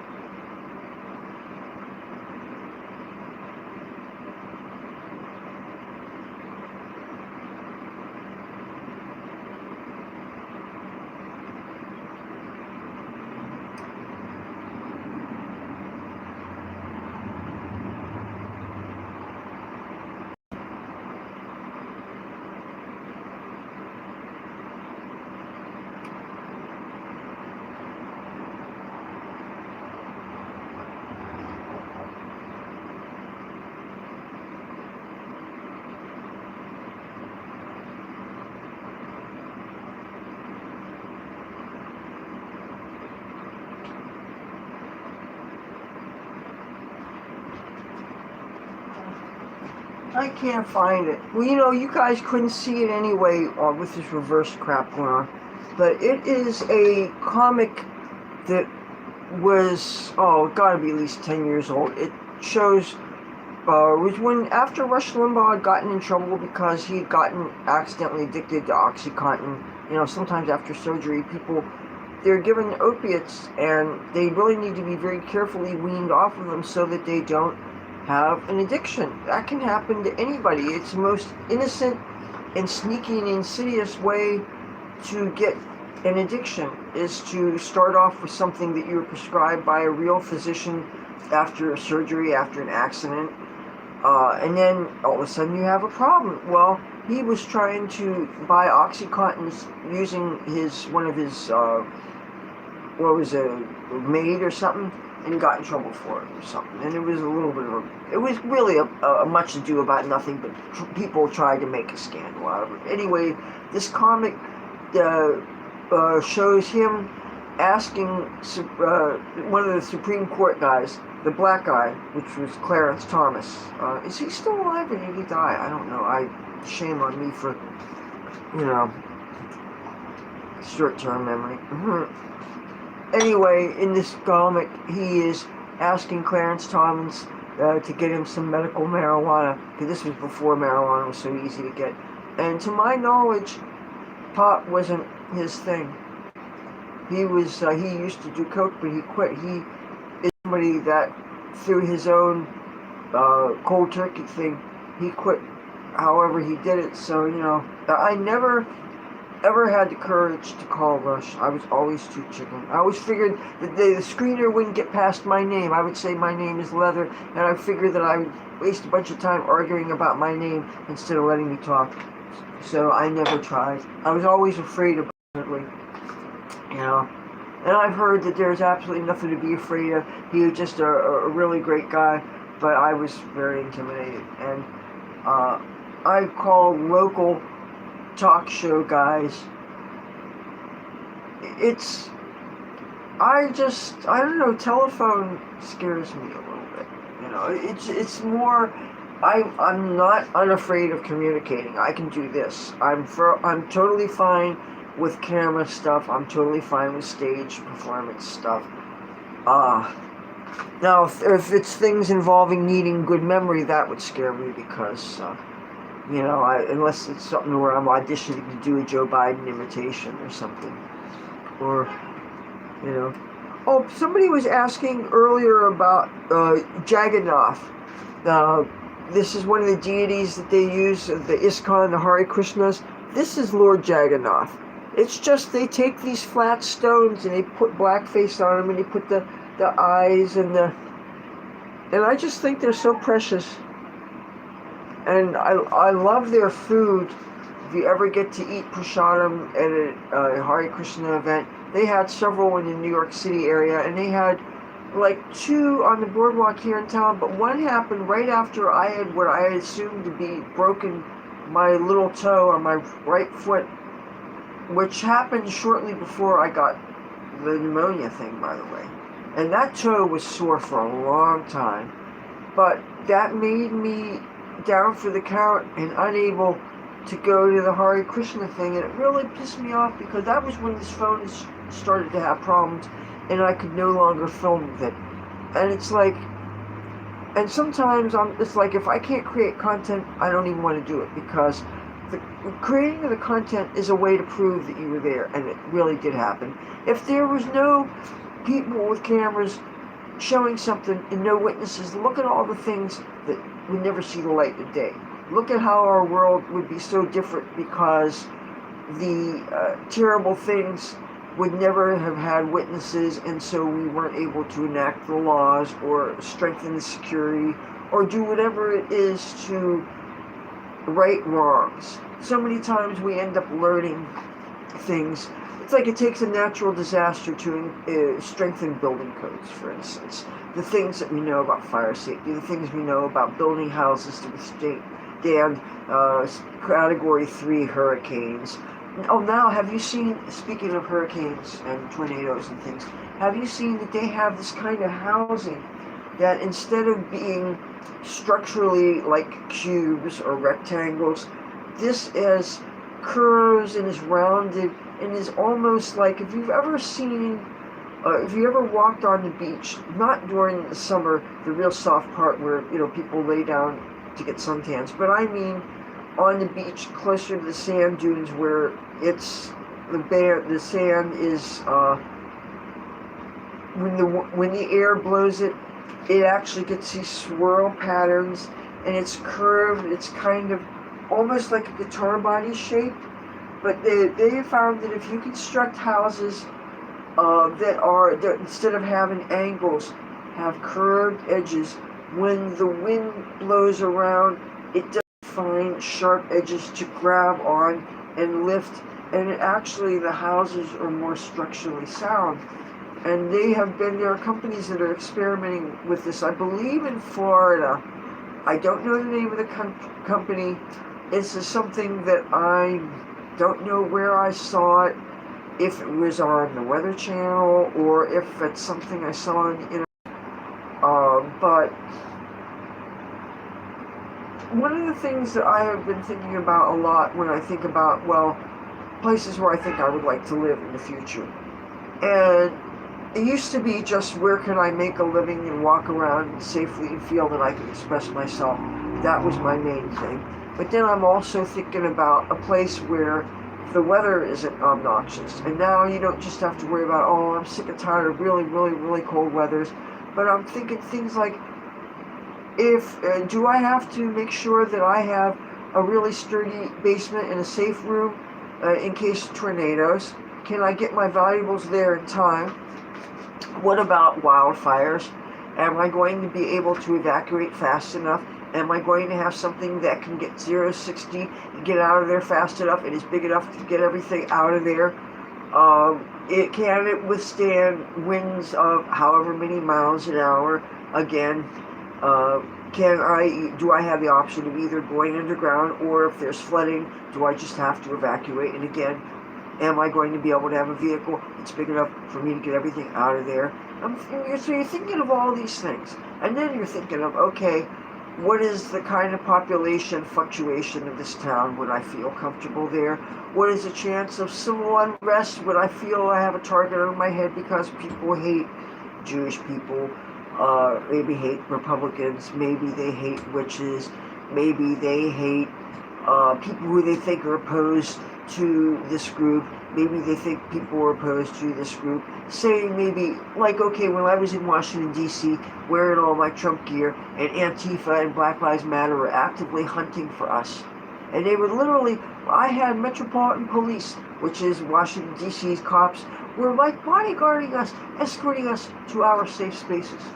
We have less safe spaces now. The Harry's Bar's gone. The Hotel Harrington is gone. What it's replaced by, I don't know. I don't think it's a vacant lot or anything. I just know that it was closed. It didn't exist when I was there. I was really looking forward to going there. You know? I would have been willing to spring for dinner for me and a friend to go to the restaurant if it had existed, because that was a place, that was one place that I knew personally to be a safe hangout, and it didn't need to break the bank either, for the people that can't afford to go to Trump Tower and all that.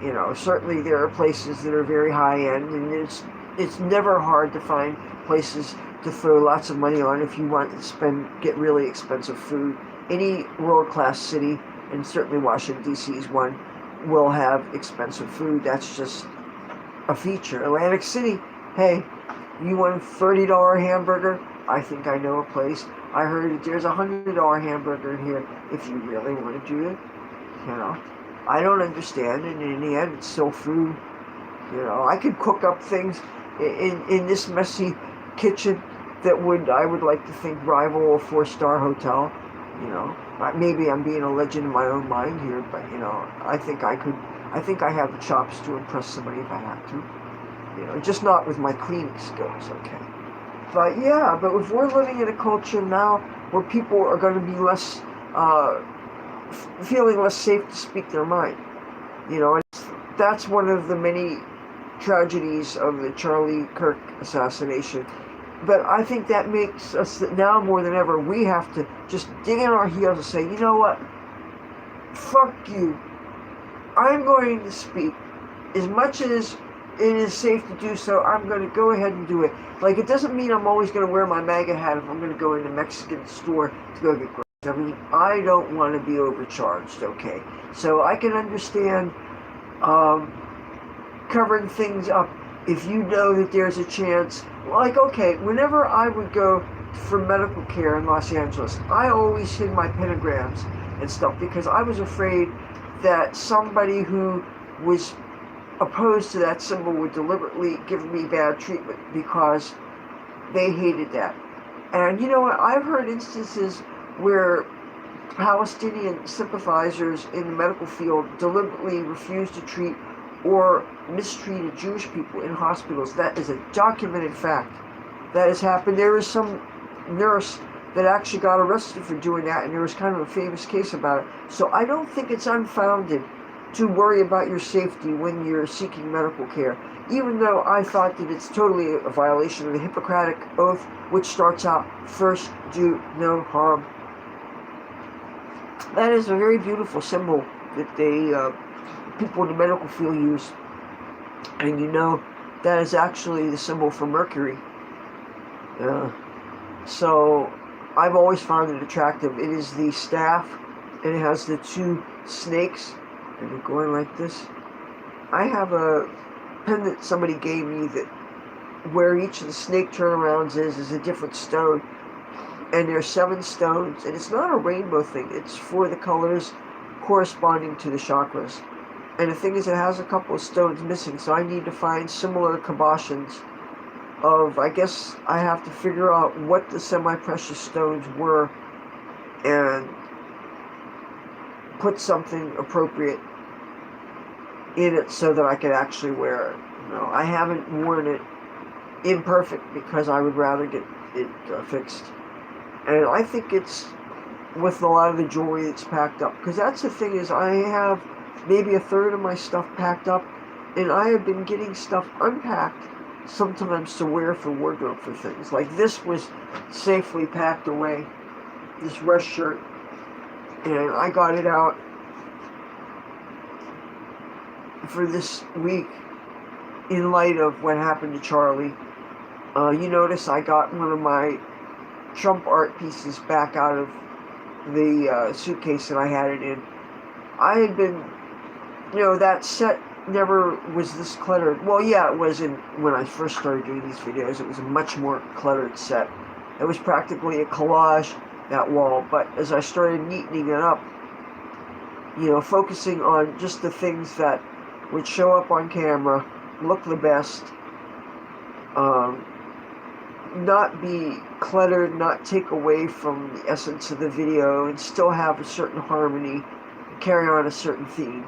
I get inspired a lot by the sets that I see on TV, on Fox News. I'm very inspired by that and wanting a certain American aesthetic, and just, and the thing is, having this real narrow screen that we're being forced to use when we go live on a cell, I really miss the panoramic thing.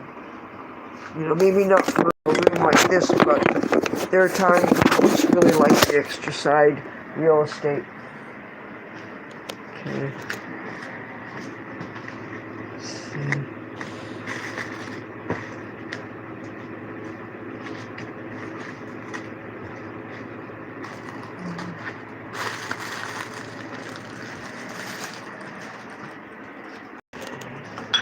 Get out of the kitchen here, because I have to use a hand to hold this.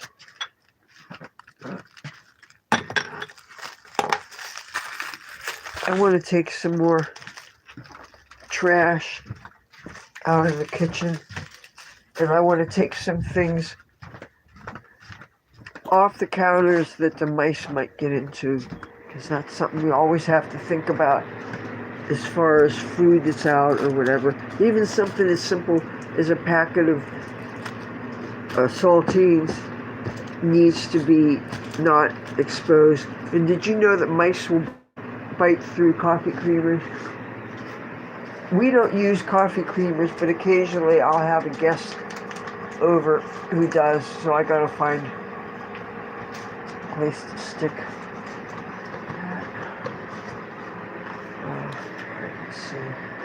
You know what I have that I can't wait to cook? I got a couple butternut squashes.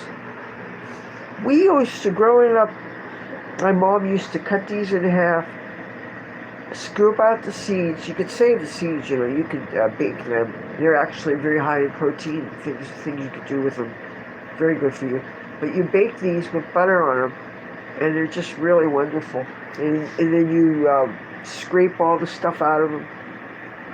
The thing is, I think if you bake them that way, you could still eat the skin. And I don't like to waste the skin on vegetables, because you have so many vitamins in there that way. Oh man, this is terrible. I have so many dishes now. I don't want you to even see that. That's terrible. Oh no. You know what? I'm not staying up till dawn just to wash the damn dishes. Not doing it. But last night's live stream was 4 hours. For real. Okay, I'm gonna hang up the pot holder. These were the stockings I wore yesterday. I guess I'll be doing that laundry tomorrow, or some of that.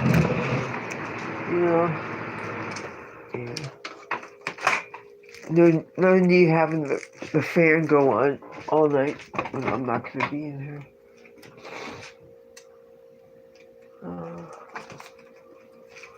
Let's see.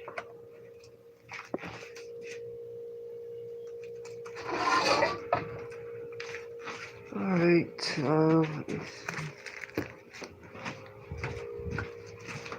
oh yeah, my mom said that she wanted water. Okay, that was just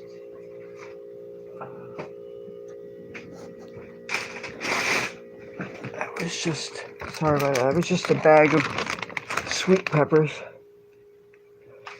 And see, we don't have enough shelves. You know what? Let me tell you what we need to have. Somebody needs to invent for refrigerators. If you have a refrigerator that doesn't have a bunch of doors, we need bungees or something so that we could stack food and it doesn't fall. I have to balance food so it doesn't fall. You see what I'm working with? Otherwise, this is a great refrigerator. This is so much better than the one we had before. Oh my God. It was, the one we had before had broken so bad, the actual door came off. I mean, you want to talk about ghetto. You want to talk about the things that you deal with a condemned building, okay? And the thing is, by law, here in the state of New Jersey, I'm pretty sure refrigerators that are in good working order have to come with apartments. Now, when I lived in Hollywood, California, I was in an apartment that did not have a refrigerator. I was shocked. I didn't think that was a thing. And yeah, that was I didn't live there full time. I lived there on and off for maybe about a month. It started as a place that I thought that I was working at, and then they told me that they can give me a free place to live instead of getting paid, or in lieu of getting paid. And then before I knew it, all of a sudden there was a home invasion, and I had to get out of that, and that was quite a scary experience. Home invasions are no joke. Uh, because you have a reason to believe that you're safe behind your closed doors, and the fact that the front door was actually accidentally left unlocked by a roommate because they were on either alcohol or heroin. And if you're on heroin, you definitely can't be on your guard, apparently.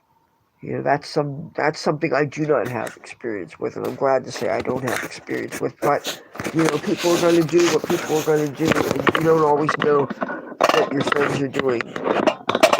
I was much more the kind of person that would sniff something and I would feel very energetic, and I would do a lot of creative things, a lot of writing, uh, talk with fun people for hours, drawing, art. Just I was productive on it. I really don't regret the experiences I had in California, and the fact that I still have most of the journals. I have good, again, 96%. I keep on throwing that number around, but I have most of my journals. Oh, tell me a mouse didn't get it.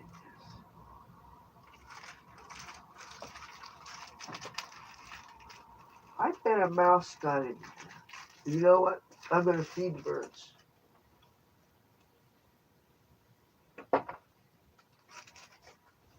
There. Bird food. Boy.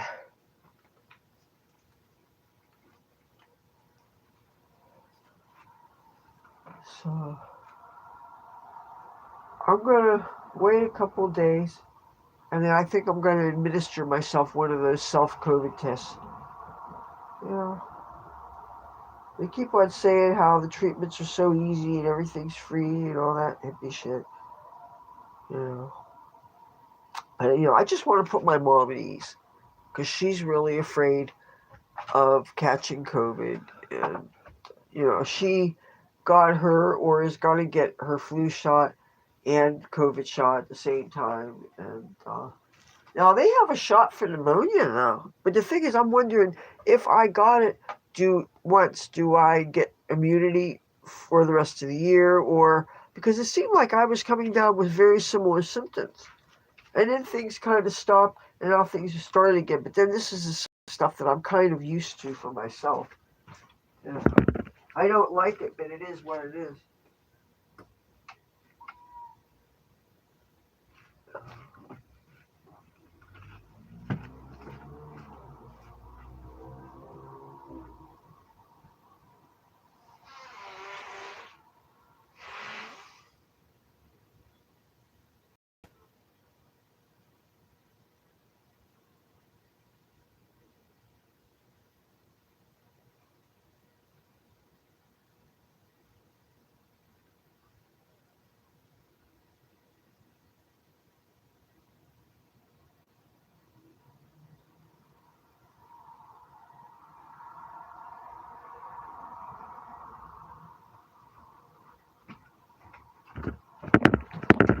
forgot. I was supposed to get my mom water. So what we do is we refill the bottled water with tap water, which of course is award-winning here in a municipality, Atlantic City. The water wins contests all the time. So I give her water there. She drinks so much water. She probably drinks 3 times the liquids I do, honestly.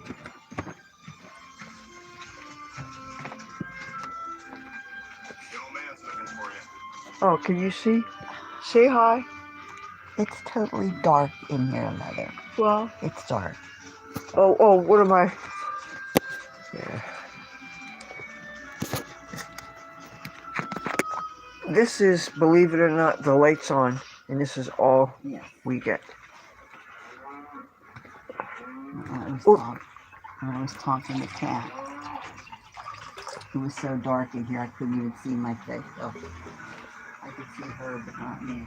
Oh, you were doing a video talk? Mm-hmm. Good for you. It was your first video talk. Yeah. You learned something? Yeah. And you know, the more you do this, the more comfortable you get with it. I'm sure. The procedure. The repetition. I'm proud of you, Mom. So, yeah, my mom, now she has an iPad. I don't know if it's the newest model or a later model or whatever, but she was getting a lesson from one of her friends, or her friend's husband, and they were doing, I guess it's FaceTime or whatever it is. It's just, video chat. And of course, my mom was saying that she felt like she couldn't be seen because you could see the light situation. Now, I'm afraid to turn my light out. This light stays on 24 hours a day. I have to sleep with this light. Now, when the best time, ironically, probably the best lighting that I would get, if I did the really early morning stuff and I totally uncovered my windows as much as possible, because the sun comes in through there.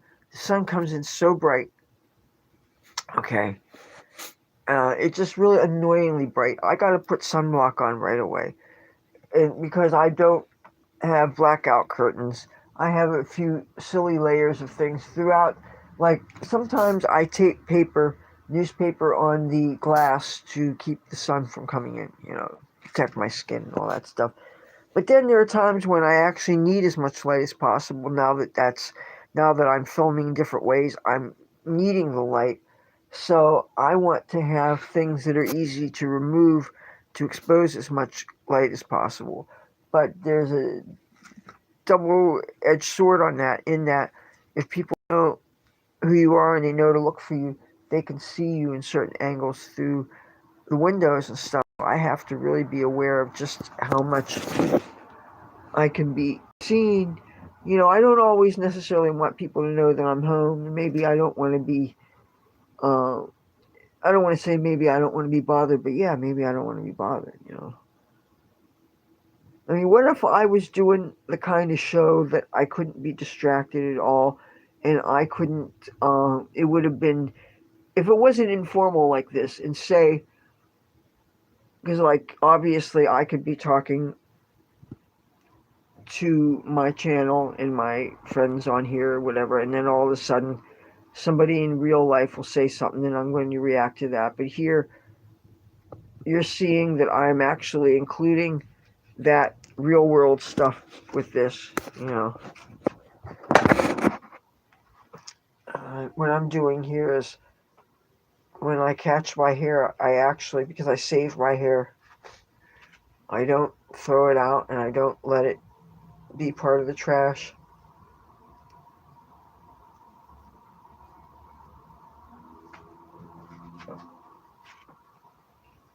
If anything catches on me.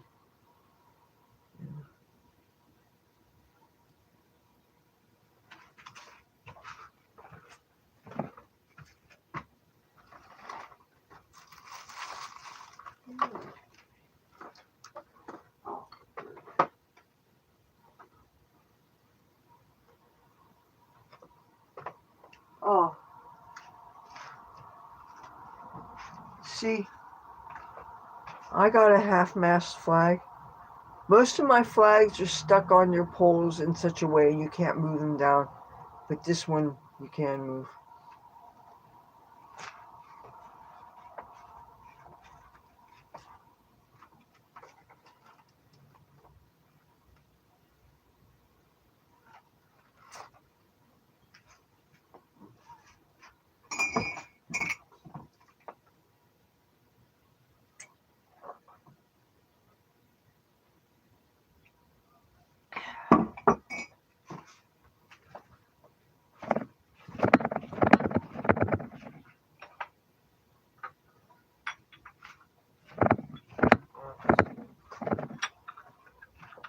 So I am kicking myself that I didn't get some of those memory cards that I could stick in these phones to make them expandable, you know.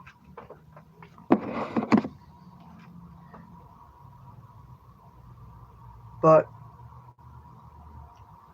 if there's even any chance I could get my hands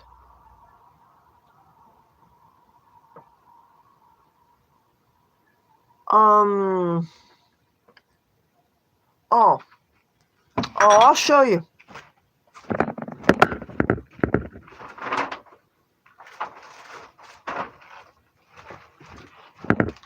This is a small bag. I actually have a bag that's probably as big as a pillow. I save my nail clippings too, but sometimes I end up losing them. You know, hair and nails are a contact link. If, say, somebody actually had the ability and they wanted to harm you, they could take a contact link and do things. Of course, a contact link can be used for good too. It's like, imagine you love your mother, right? And you can almost always see your mother's face in your head. Well, it's just like praying for somebody, I guess it's a similar thing, that you hold an intention close to you and you focus strongly and you visualize. Visualization is very, very important. And you can send energy to heal and to send love, and you know, it's a feeling thing, it's a rising of energies thing. Anyway, you don't really need a contact link if it's somebody who you could see really closely, your mother or somebody who you love. Or say if you're fans of somebody, you could see their face in your head real, because it's the image is burned in your brain, you know what I'm saying?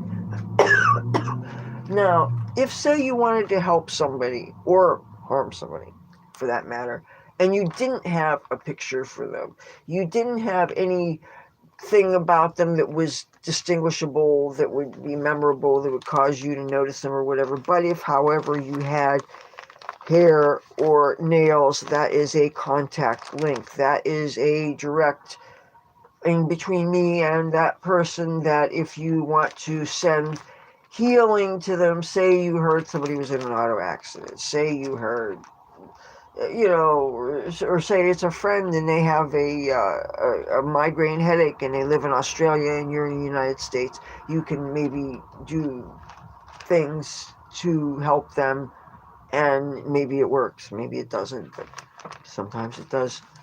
But for the bigger things, it's much harder, trust me. You know, sometimes you could find out that something terrible happened to somebody, and then you could go and light a candle for them, and then all of a sudden you find out that they died anyway, and you're thinking, well, you know, but, you know, a person can only do so much. But anyway, my main reason for saving my hair is, I guess, because I won't want it to get in the wrong hands, because I stand out enough around here and I'm different enough.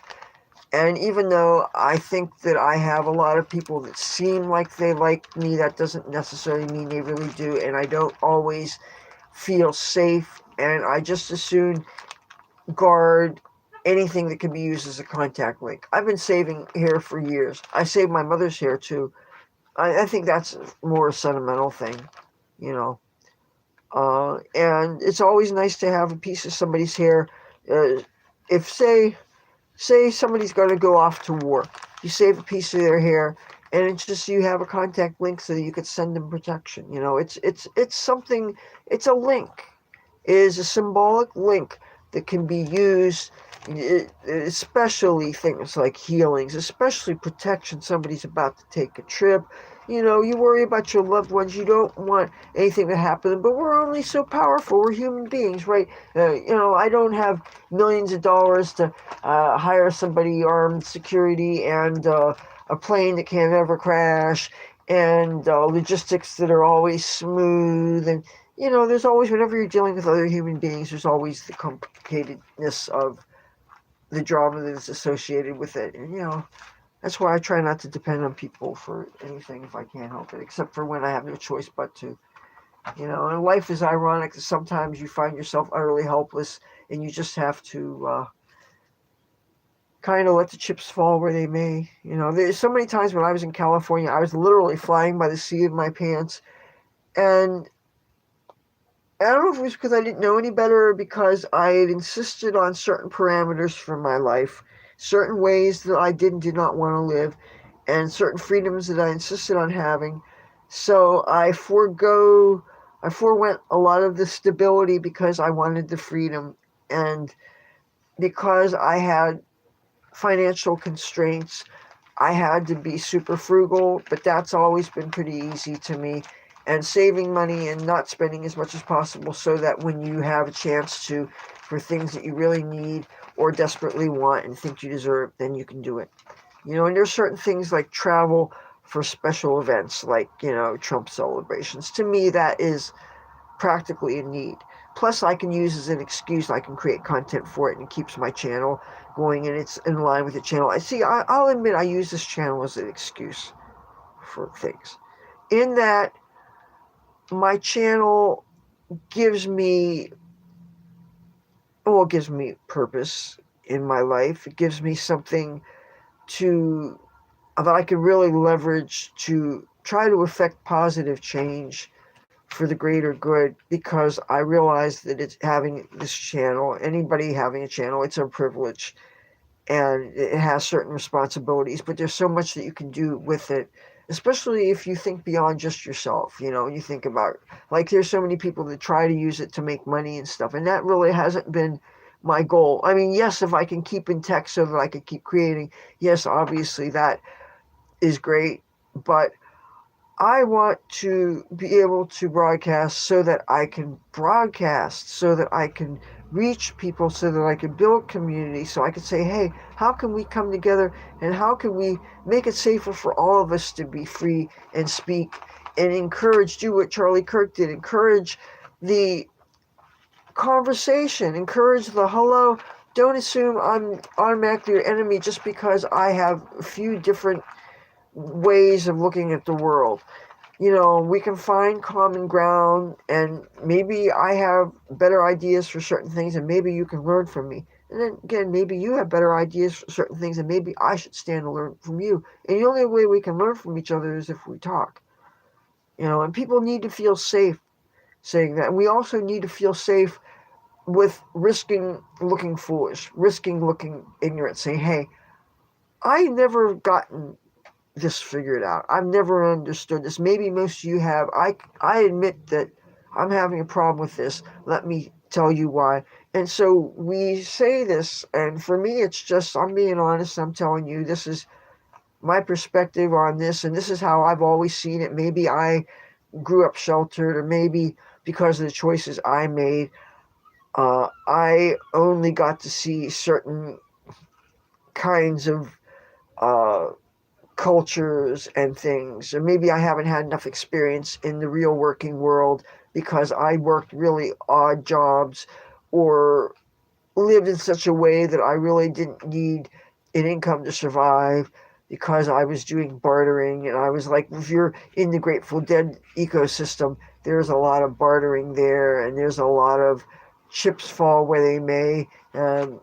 Get possessions specifically just to sell, so that you had gas money so that you could thumb it on somebody's Winnebago and get a ride someplace, which is, I recommend the experience. If you could get it a time travel, go back in time. Now, unless you're doing something like traveling when Fish is traveling or something, it's not something I would necessarily recommend, because how can you guarantee your safety? And that's the thing, is one thing that was always in the back of my mind, because I'm conscious of the fact that I'm a chick. And when you're a chick, I guarantee you, we always feel more vulnerable than men might think they feel, because you take for granted, like, okay, I know that maybe this is foolish, but I take for granted that I'm an American and I'm a woman, and I can, because I should, feel safe walking even in my cute little outfits that I wear for you usually, and I can walk up and down these streets even at 3, 4 in the morning and stuff, and I'm safe. And for the most part, that's true. Now, if you guys were watching my live stream when that guy was messing with me inside of Tropicana, that was a time when I was not safe. You know, when people think that they could come up to you and take your equipment and smash it, no, I was not safe. You know, and those kind of incidences wake you up and make you realize, don't take it for granted that at any time you could be what turns out to be the wrong place at the wrong time, and some jerk's going to be there, and because he's stronger than you, things can happen. You know, I've heard gunshots around here. One time I was in one of these parking lots and I heard gunshots, and I'm glad I didn't have to duck behind one of the dumpsters or something, but that would have been an option. But it's a shame that you would even have to think along that, you know. But what was I going to do? Oh, yeah. I know what I was going to do. Oh, see. What else it is.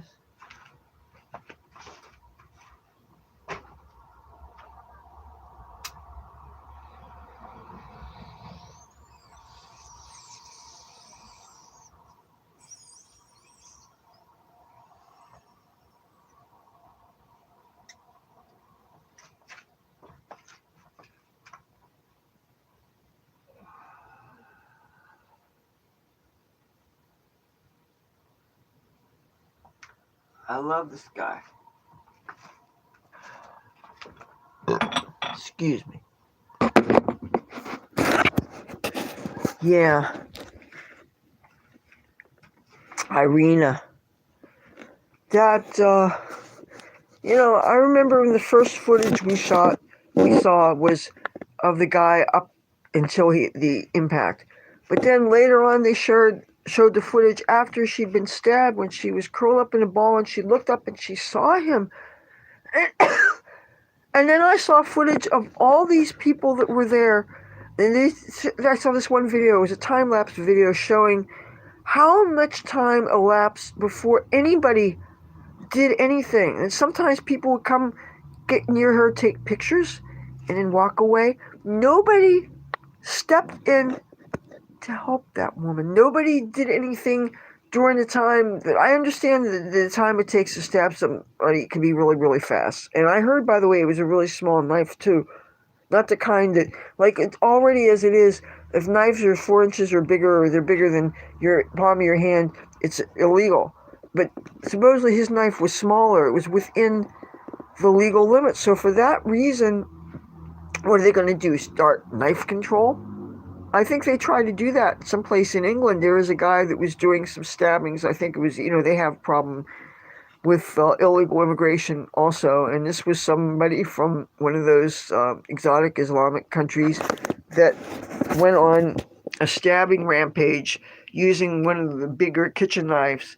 And that resulted in them taking a lot of knives off of store shelves and making certain classes of knives illegal, which of course made it hard for fishermen and for chefs and for some various tradespeople, you know. But, yeah. As soon as that happened, because you notice how long it took for us to find out about it. It happened August 22nd, and I didn't learn about this till a couple of days ago. I seen on Fox News Channel. I keep that on. My TV stays on Fox. I occasionally put weather on. I have been DVRing things that I wanted to watch tonight, like the Charlie Kirk special. I DVR'd that. I also DVR'd Jimmy Fallon, his show, because I had a feeling that I knew that I was going to be live streaming. When I ended up falling asleep earlier, it was because I was up late last night live streaming because I really needed to share the collective sadness that so many of us feel. So many of us feel a combination of things. And I'm feeling some contradictory emotions. Like sometimes I feel a little bit helpless, like we're just postponing the inevitable. Because if we're all defenseless and if we're all challenged with should we still have the courage to go and speak out anyway, even though there's no shortage of indoctrinized, angry people that are labeled to quick to label us as existential threats, and therefore by any means necessary they will do what they can to silence us. And I know what YouTube tried to do with this channel. All the accusations of disinformation, all the taking things down, and they give you 600 characters to type and say why you don't think that your video should be taken down. And you could say one sentence indicating that you express a thought that was contradictory to certain things that they allowed us to say, and for that reason they would give you strikes. And so many of my brothers and sisters on YouTube got their channels taken away, and they were all Christian conservative people, all of them. That guy from Florida, damn, his name was Frank. I hope he's okay. I really enjoyed his streams. Because I love going to events in Washington, D.C. in the summertime and in the spring when the weather's nice and you can actually hang out and you can meet your fellows and meet really great people. I met people at the Walkaway March. I met people at the Demand Free Speech rally. Those were some exciting times. Then you're having these crazy Antifa people that are running after us, and I was standing shoulder to shoulder with some Proud Boys, and we stood up to Antifa people, and there was no bloodshed or anything, and the cops, of course, kept us separated, but the whole idea, and another thing, we were starting to have a thunderstorm run area, and I have a phobia about thunder and lightning, right? But you know what? This was so exciting. I set my fear of the lightning away. I said, if the Proud Boys can be big and strong, and there's a couple of biker chicks there, I said, I can be big. I can be strong too. I can be brave because, I know whose side I'm on. I know what people's intentions are. And we were just, really celebrating our love for our president and our support of his policies and how successful his policies have been. I'm getting the low battery mark on. This means I'm going to have to plug in. That means I'm going to have to take this into a good wall outlet. And mine are all... Wait a minute, you know what? Hey, I don't usually use this one, but you know what? Maybe today I will.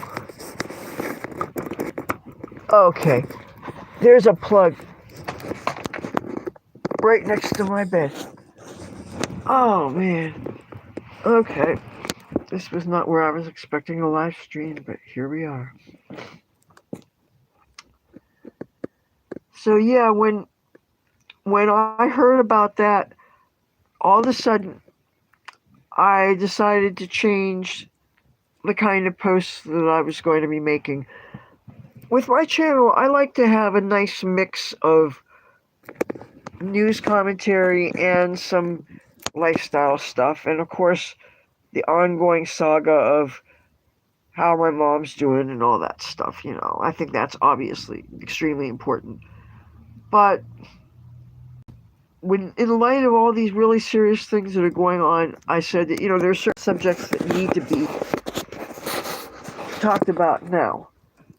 And then when Charlie Kirk was killed, I was like, oh my God, as soon as I get the facts, I have to do something about this. I mean, right away, that was just something that I could not ignore. And I'm going to keep on talking about that. And now I do have, aside from that cat medicine video that I want to work on. I might want to actually wait until I can do that on a computer, but again, this is not a time for frivolous things. And this is a time for people to communicate truth. And I want to do something. I want to share information, and I want to align with others who also care and also want to make a difference. People who love America and care about our future and care about combating certain things that are really terrifying that are happening, such as the rising violence of the left, such as the rising appeal of socialism. How somebody like Zoran Mamdani can have such a charismatic appeal in a place like New York City that is, it's too important a city to fail. It's always considered the economic heart of the United States. With the New York Stock Exchange there, and so many banks, and it's always been kind of very important in so many ways. And even though there are so many things making it less desirable, like the obscenely high tax rate, for instance, making it where everybody's like, well, seems to be moving to Florida or Texas. But I've always loved New York. But if the government is going to fall like that, can you imagine the taxes being even higher? Can you imagine defunding the police and having a whole bunch of social workers when you have people having these violent freakouts? What's a social worker going to do unless the social worker is also a really good trained marksman? Just for somebody as young as him to have such policies. And then, of course, I think the idea that if he backs the Free Palestine movement, to me, that should disqualify him immediately. And how anybody in the Jewish community could ever support him just for those statements he's making. Now he's saying he's trying to walk back certain things, like certain comments that he was making. But, too little, too late. When the internet's forever and you have a history of saying things in interviews, advocating for Israel, or referring to the state of Israel is genocidal, and just a certain rhetoric which is obviously nothing but genocide. And, have you forgotten how many Jewish people live in New York City? That's another thing. It's like, does not make sense. And the thing is, okay, this is where the older people the ones that are really older and have experienced and know about socialism in other countries, that if they could try to educate the younger people who they just see socialism as these ideals that maybe look good on paper, but have never ever worked in real life.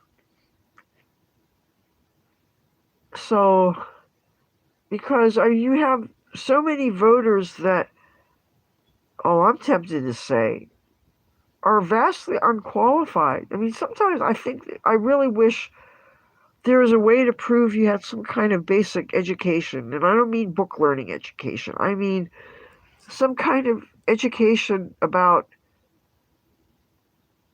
not just about civics, but about how the world works in order to cast an educated vote. I know I've been voting since I was 18.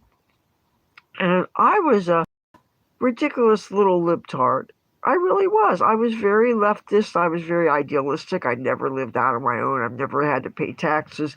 I never had to worry about the stresses of people who are barely getting by because they're in this wheel of being caught up in all these responsibilities and all these things they have to do and all these compromises they had to make and all this stuff. I just have no frame of reference. I was even saying things like I thought that there should be no minimum age for drinking, which I mean, I'm embarrassed to say I once thought that way. And, certain ways that I thought that the youth were discriminated against. And now I realize, especially with respect to things like alcohol, that I think are so deleterious to the mind and body.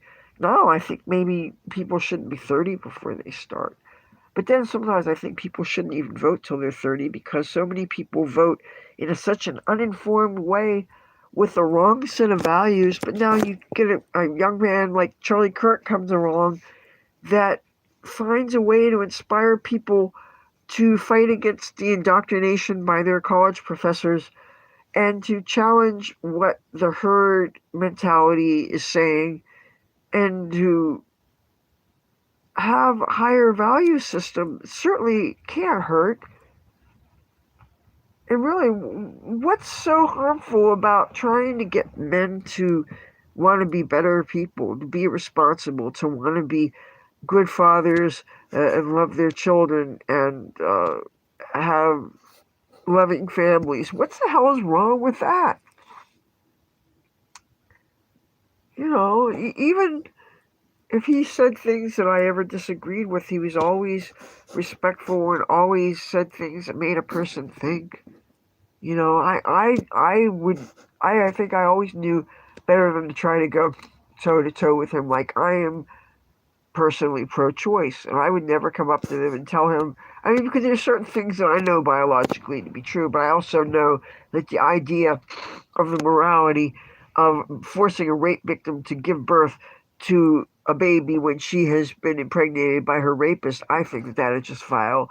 Even thought of it, but for all I know, he would be thinking about, so that being as it may, it's not fair to the unborn child because the unborn child couldn't help the circumstances of its creation.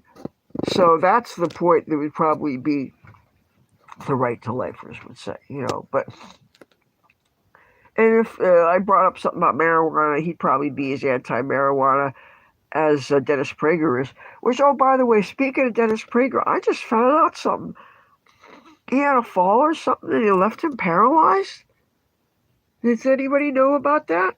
I was on his mailing list for at least a few years, and I had to, because I was having problem with trying to keep my inbox down, I actually had to unsubscribe from a bunch of mailing lists. And anyway, I thought I'd heard that he was, I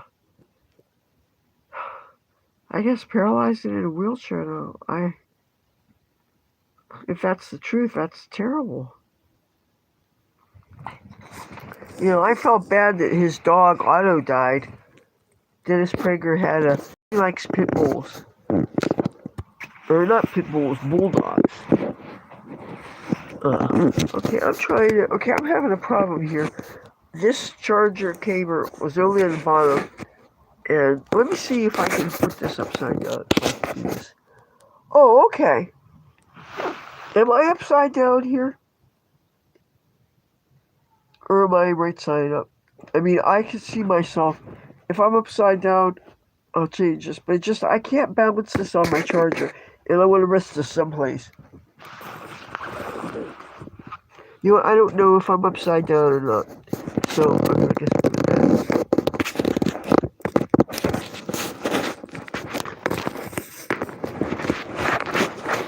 Okay. You guys, I'm gonna go get a tissue because I'm gonna blow my nose. I don't want to do it here because I don't want to be rude.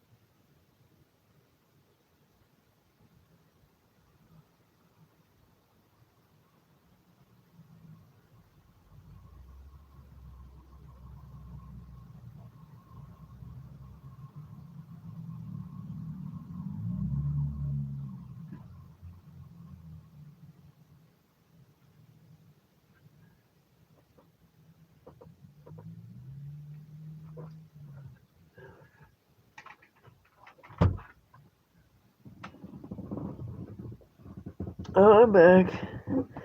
Oh, well, I guess I gotta stop doing that then. Alright, yeah, they gotta understand that when you have the charging cable is really literally down here. I can't just rest this because I don't want to bend this cable. I think the reason why, another reason why my computer is messed up is because the charging cable, I was causing strain on it by pushing it way up against the window so that I could get the right angle so that when I climb up on the step stool, I could get the turnaround and you guys could see my full head to toe because that's an important part of how I start my videos usually. And I was pulling on the cord and it was bending kind of like this at the top. And the cord was not even touching the floor. It was actually up off around about an inch, you know. And this is kind of a short cable. Maybe is there any mold? Is there any mold in the building? Oh hell yeah! The full bathroom has got black mold. Uh, And the thing is, the full bathroom is technically my brother's bathroom, and he does everything he can to discourage mom and me from getting in there. And it's like, I love it when he goes on his little vacations or whatever, and then I can go and take all the showers I want and stuff. Even though choosing a time that's convenient for me is difficult, because now that I'm into wee hours live streaming and stuff, you know. And during the day, I never know if I'm actually going to do something or not, you know. And usually, when he's home during daytime isn't a good idea either. But when I know that he's gone, because that's another thing, because of the mold in there, I don't like to close the door. I keep the door open so that I have some cleaner air when I'm in there, and I try to be in and out. I only go in that bathroom to take showers and when I wash my hair, which is very, very, very infrequent. I did wash my hair last week. This is the first time I washed my hair since I did the fresh dye job. But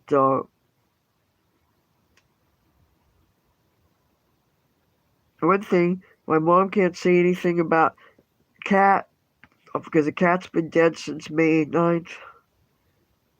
You know, and by the way, yes, I saved the cat hair too.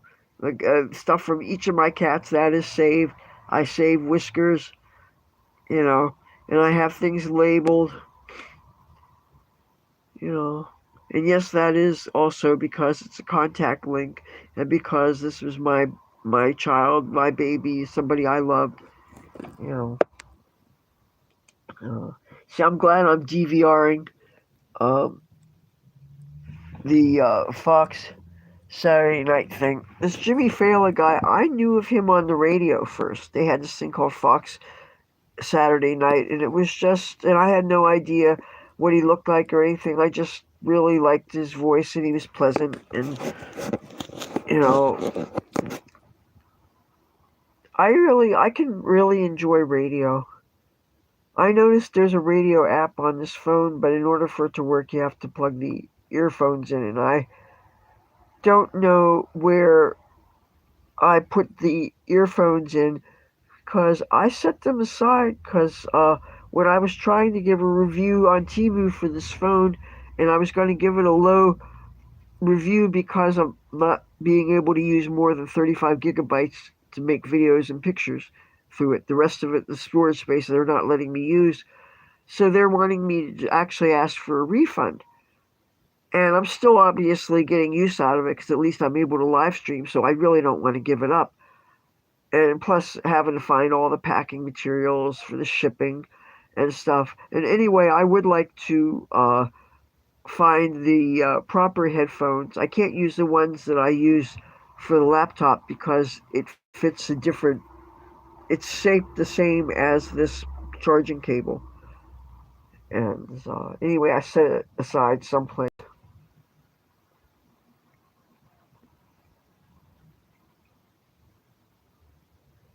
But if anybody knows of any Charlie Kirk vigils anywhere remotely near Atlantic City, New Jersey, please let me know. I tried to do some searches, but I probably, there's so many places that you can look, and I haven't been lucky so far. I don't want to go over 100 miles away. Did I ever listen to Rush Limbaugh? Oh, absolutely. Absolutely. I give Rush Limbaugh credit for my earliest conservative education because I would hear him on people's radio and I would listen to him. Sometimes it was in the background and I didn't always have a choice. And I would always find him funny and smart.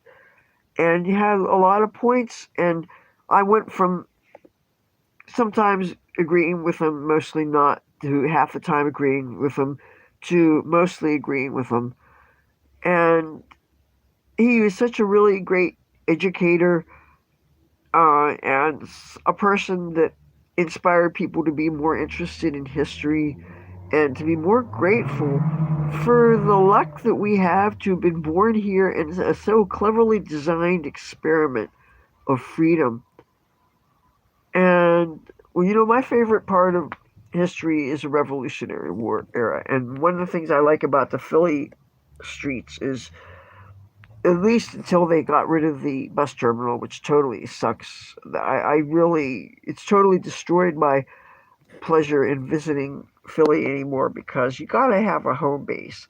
You got to have a terminal so you could go to the bathroom, freshen up, get maps, orient yourself.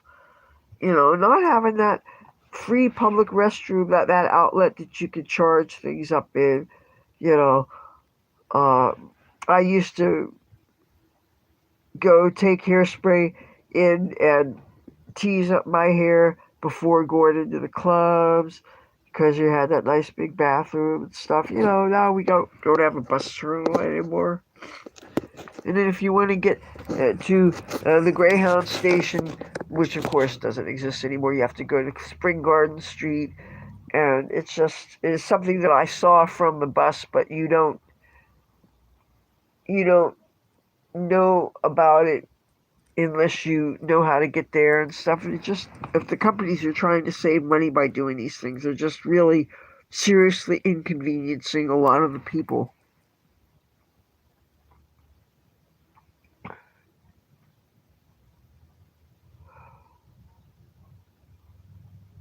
Boy, yeah, my sinuses. And yet, I want to smoke some more weed. Terrible. Can I put this here?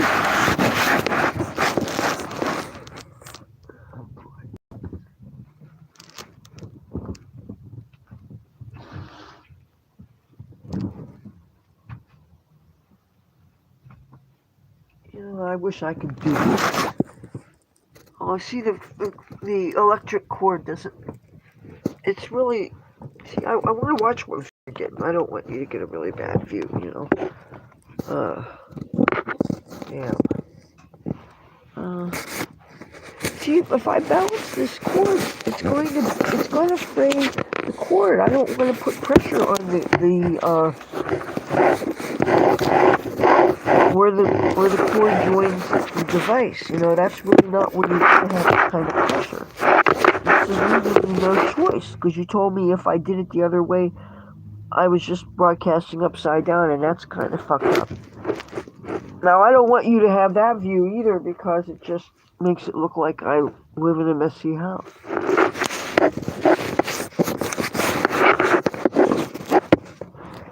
Let's see. Whoops.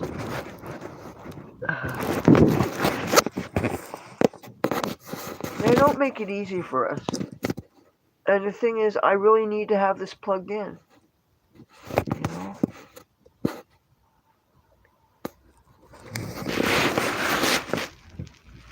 Alright. But yes, Rush Limbaugh.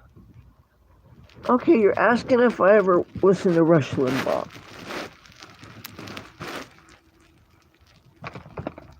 Do I ever listen to Rush?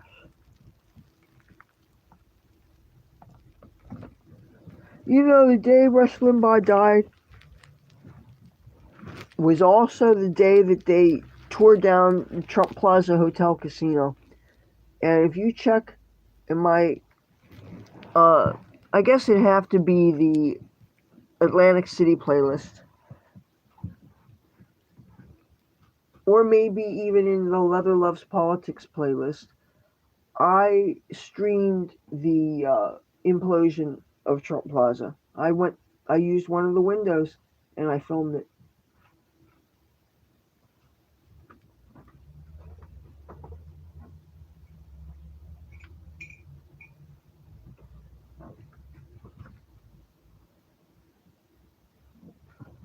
You didn't see the shirt?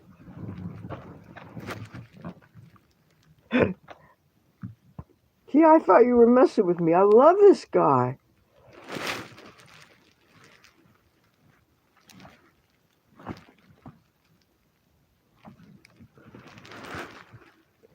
And I never had the guts to call him. I was always scared. I was scared of Bo Snerdley.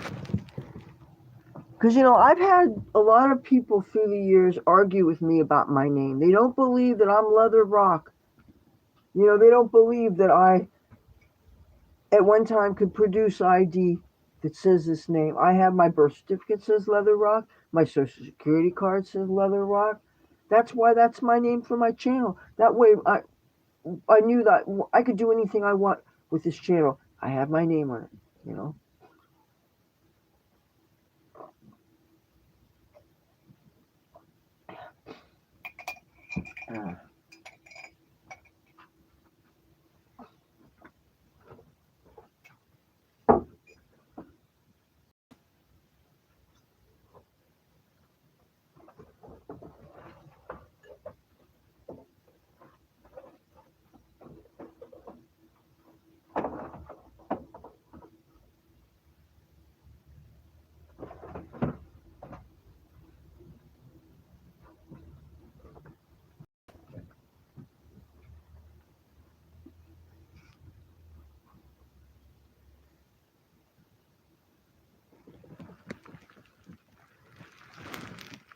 Who's a patriot, huh? Hello. Sometimes you gotta fight for the country you love, somehow. Not all of us were smart enough or ambitious enough or disciplined enough to join the armed forces. Some of us find other ways to serve. And my presence here on YouTube is part of my attempt to do something.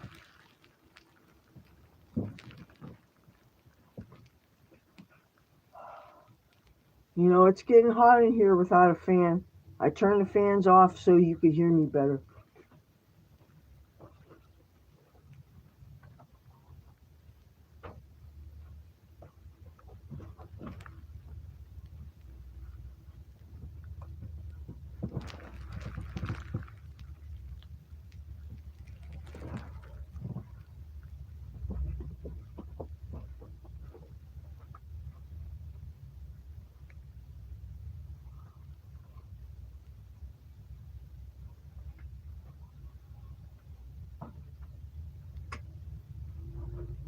I turned off that one incandescent bulb because not only is it really blinding my eyes, but it's adding to the heat in here. I thought I had a yellow pipe. Oh, yeah.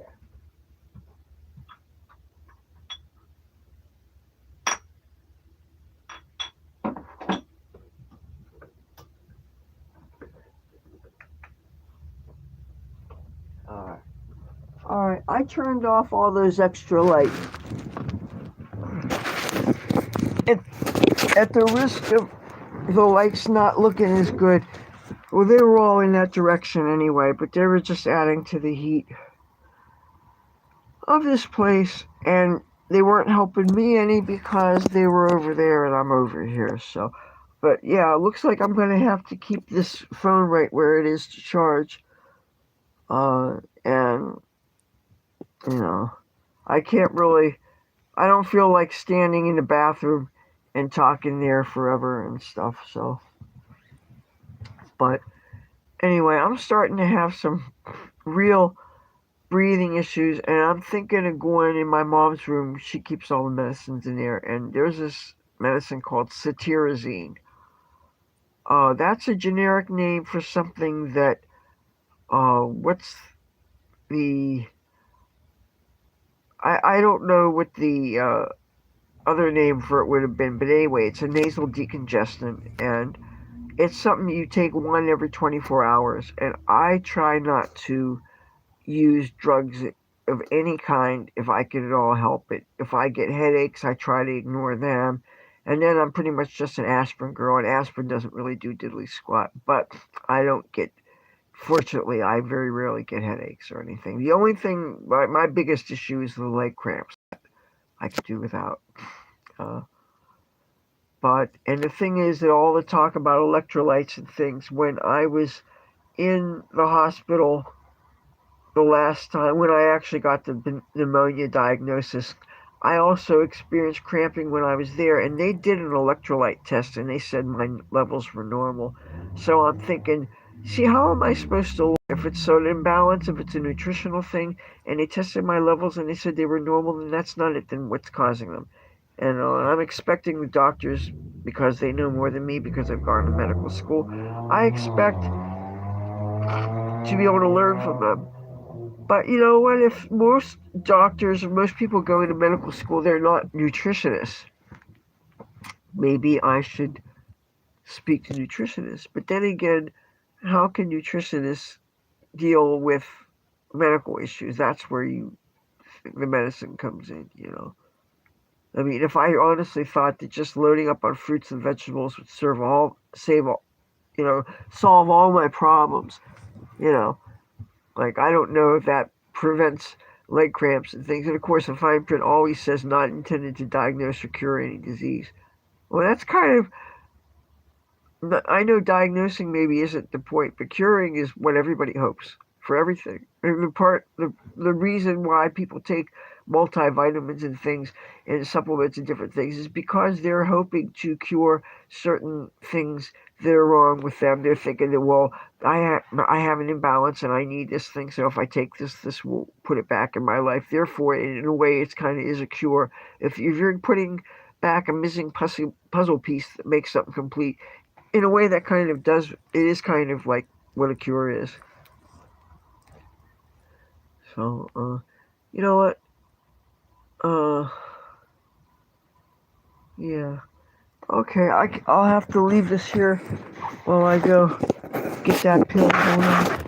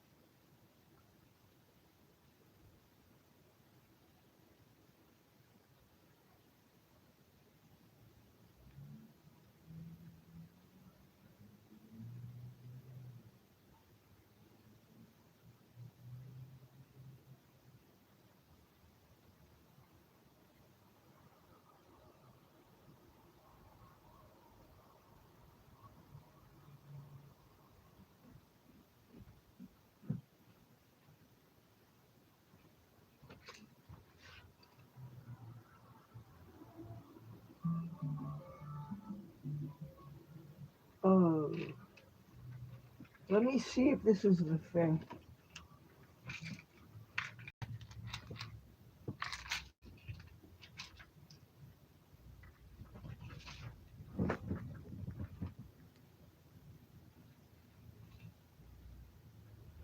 Yeah.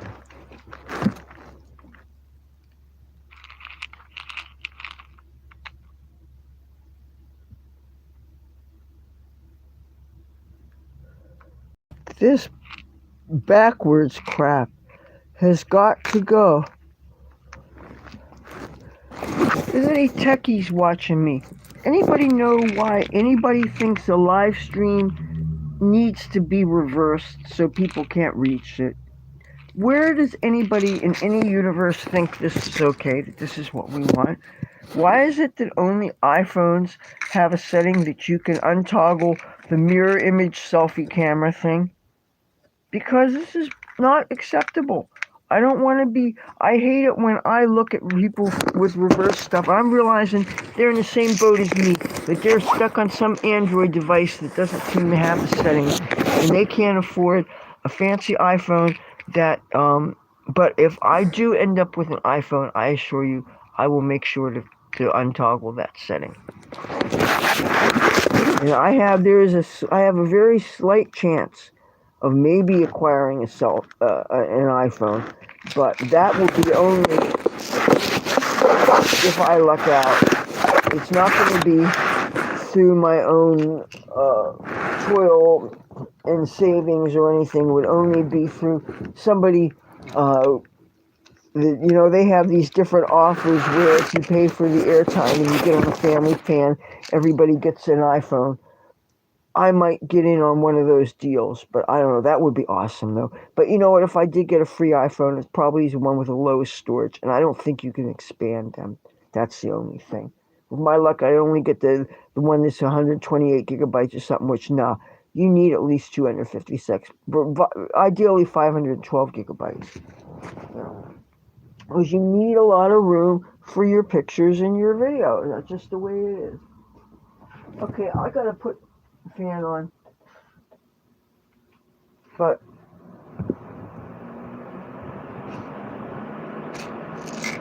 I gotta take one. Because this whole thing of my not being able to breathe is getting ridiculous. You know?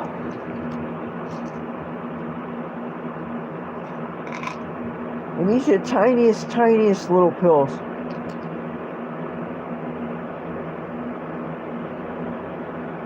Teeny tiny.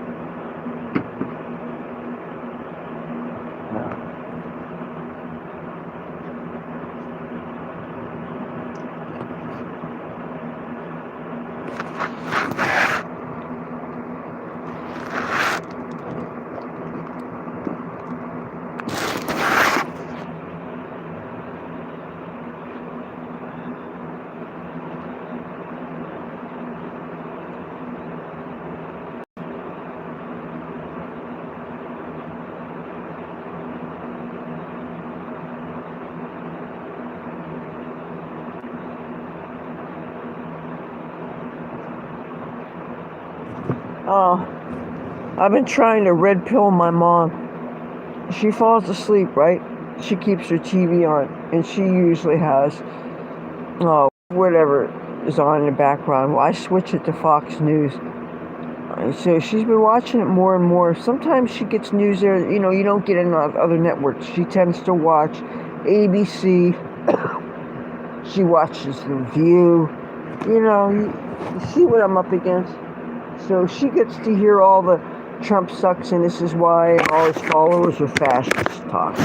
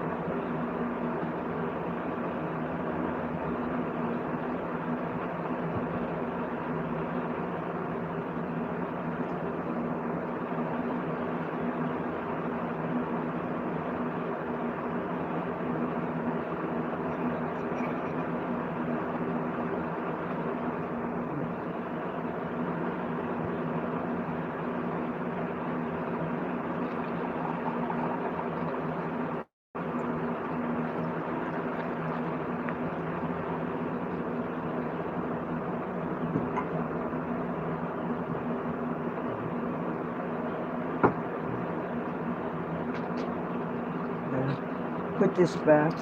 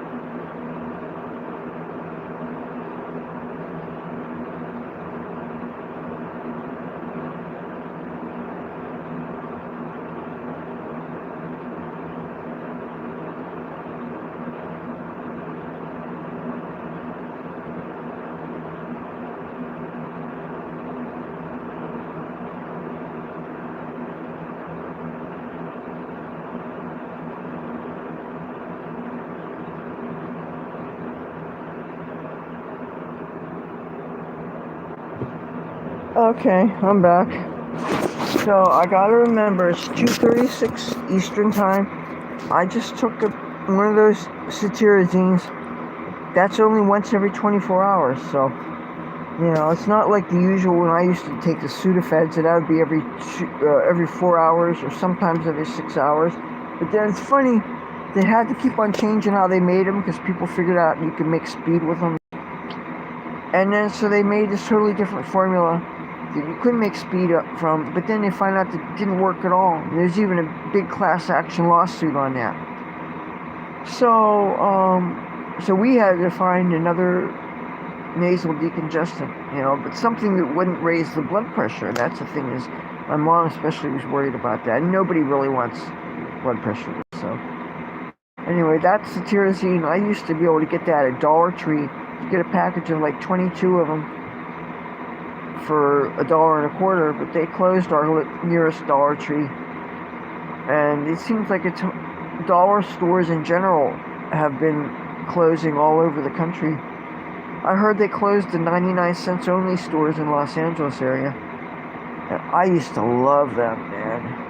I remember I used to be able to get 2 cans of sardines and oil, smoked sardines and oil, for $1.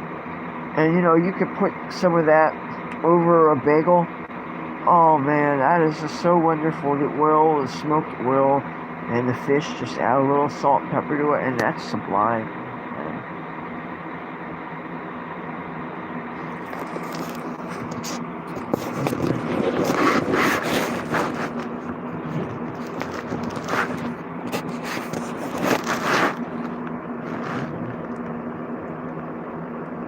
They need to make more ways to mount these things that take into account if you have no choice but to have the charging cable there, and so the charging cable doesn't get bent.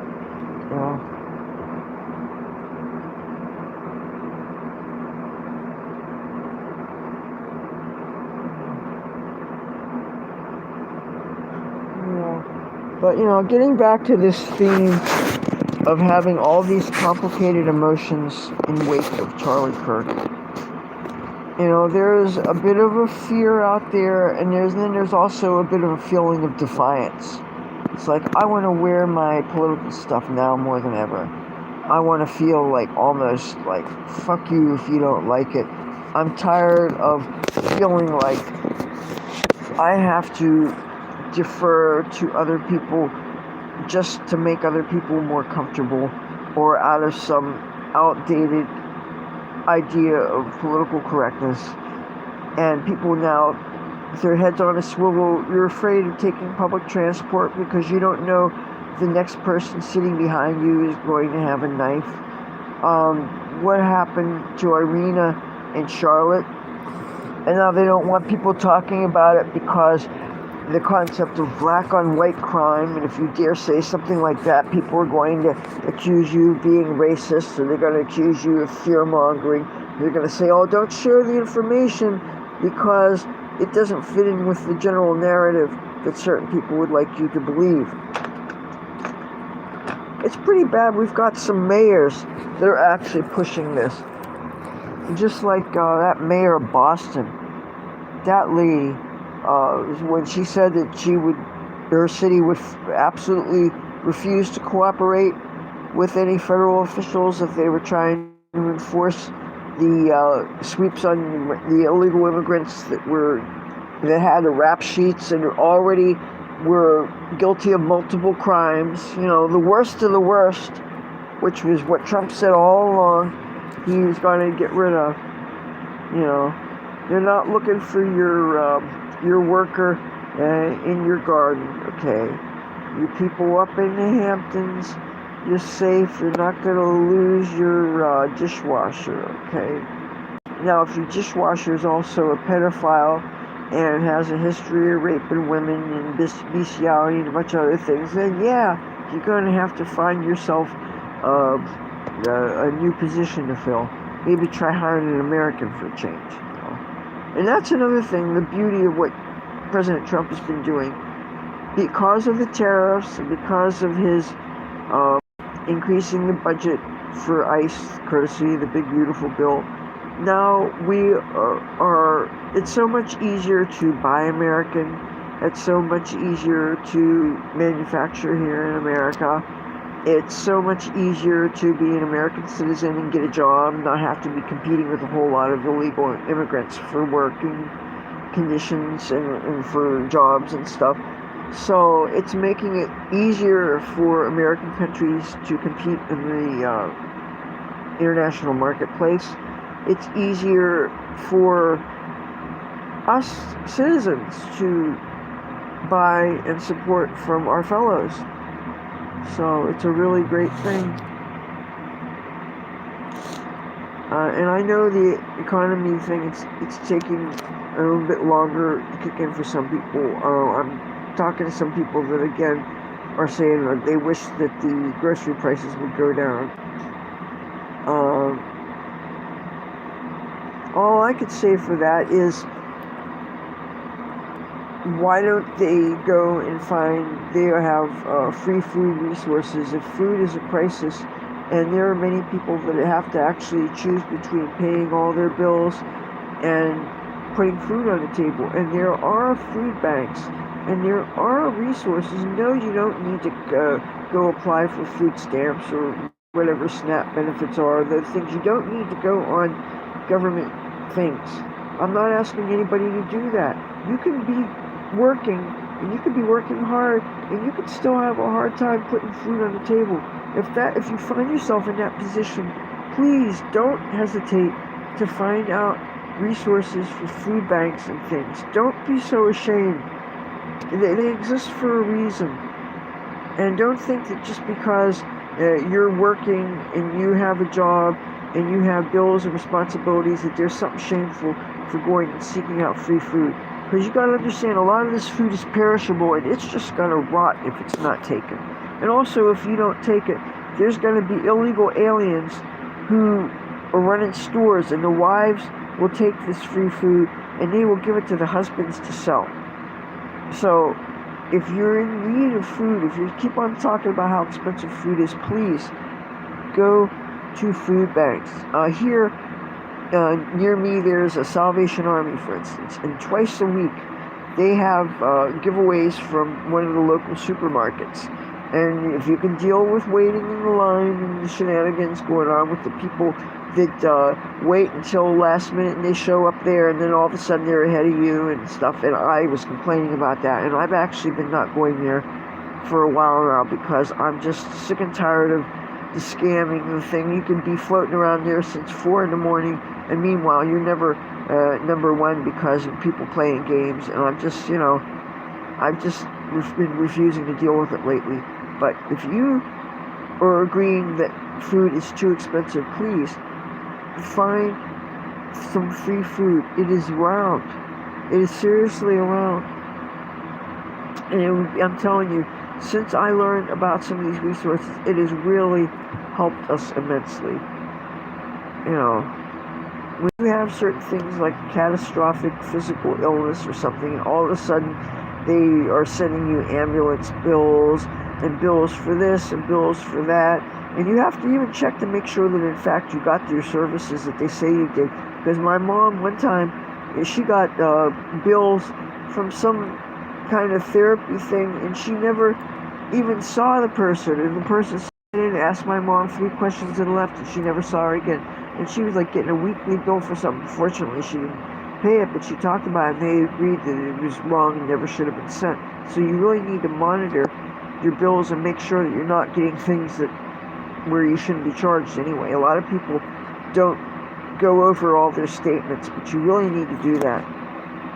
You know, and that's the thing, is if you spend any time in a hospital, you may, even if you think you have really, really great insurance, you may still be getting stacks of bills. So that's something that we're going through right now. And that nursing home that my mom has been out of for over a month now, I'm thinking, they still have been trying to bill her for certain things. Like that her first Social Security check that she got after she got out of there, they tried to get that withheld, and she needed to get her lawyer involved and stuff. So you watch out about these nursing homes. You know, and if you have loved ones that are spending time in them just for things like physical therapy or something, please check on them, make sure what's going on, make sure if there are any claims that they have to be seeing specialists or something. In fact, they are being seen, and they're not getting billed for things they didn't receive. You know, never hurts to really do a good job checking. And if you have loved ones who are seniors, and if they're low income, they have special lawyers that specialize in helping low income seniors. Make sure that they get the resources that they need. You got, you know, check on people.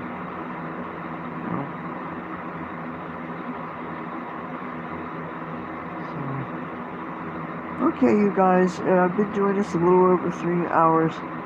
I don't want to be doing this too long. I don't want to disappoint you guys, but I think I probably should think about maybe getting some shut-eye. So, you guys, take care of yourself.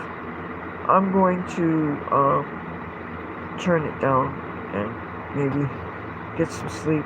Thank you for watching, and I will see you guys sometime tomorrow, okay?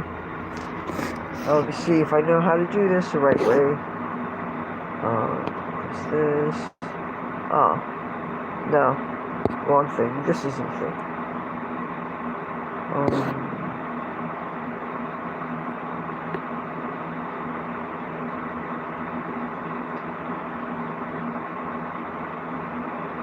Alright, you know, I'm trying to see. Oh, okay. I had an instant messaging icon that was obscuring part of my screen, and this is what I'm supposed to press. Okay, I'll see you guys tomorrow.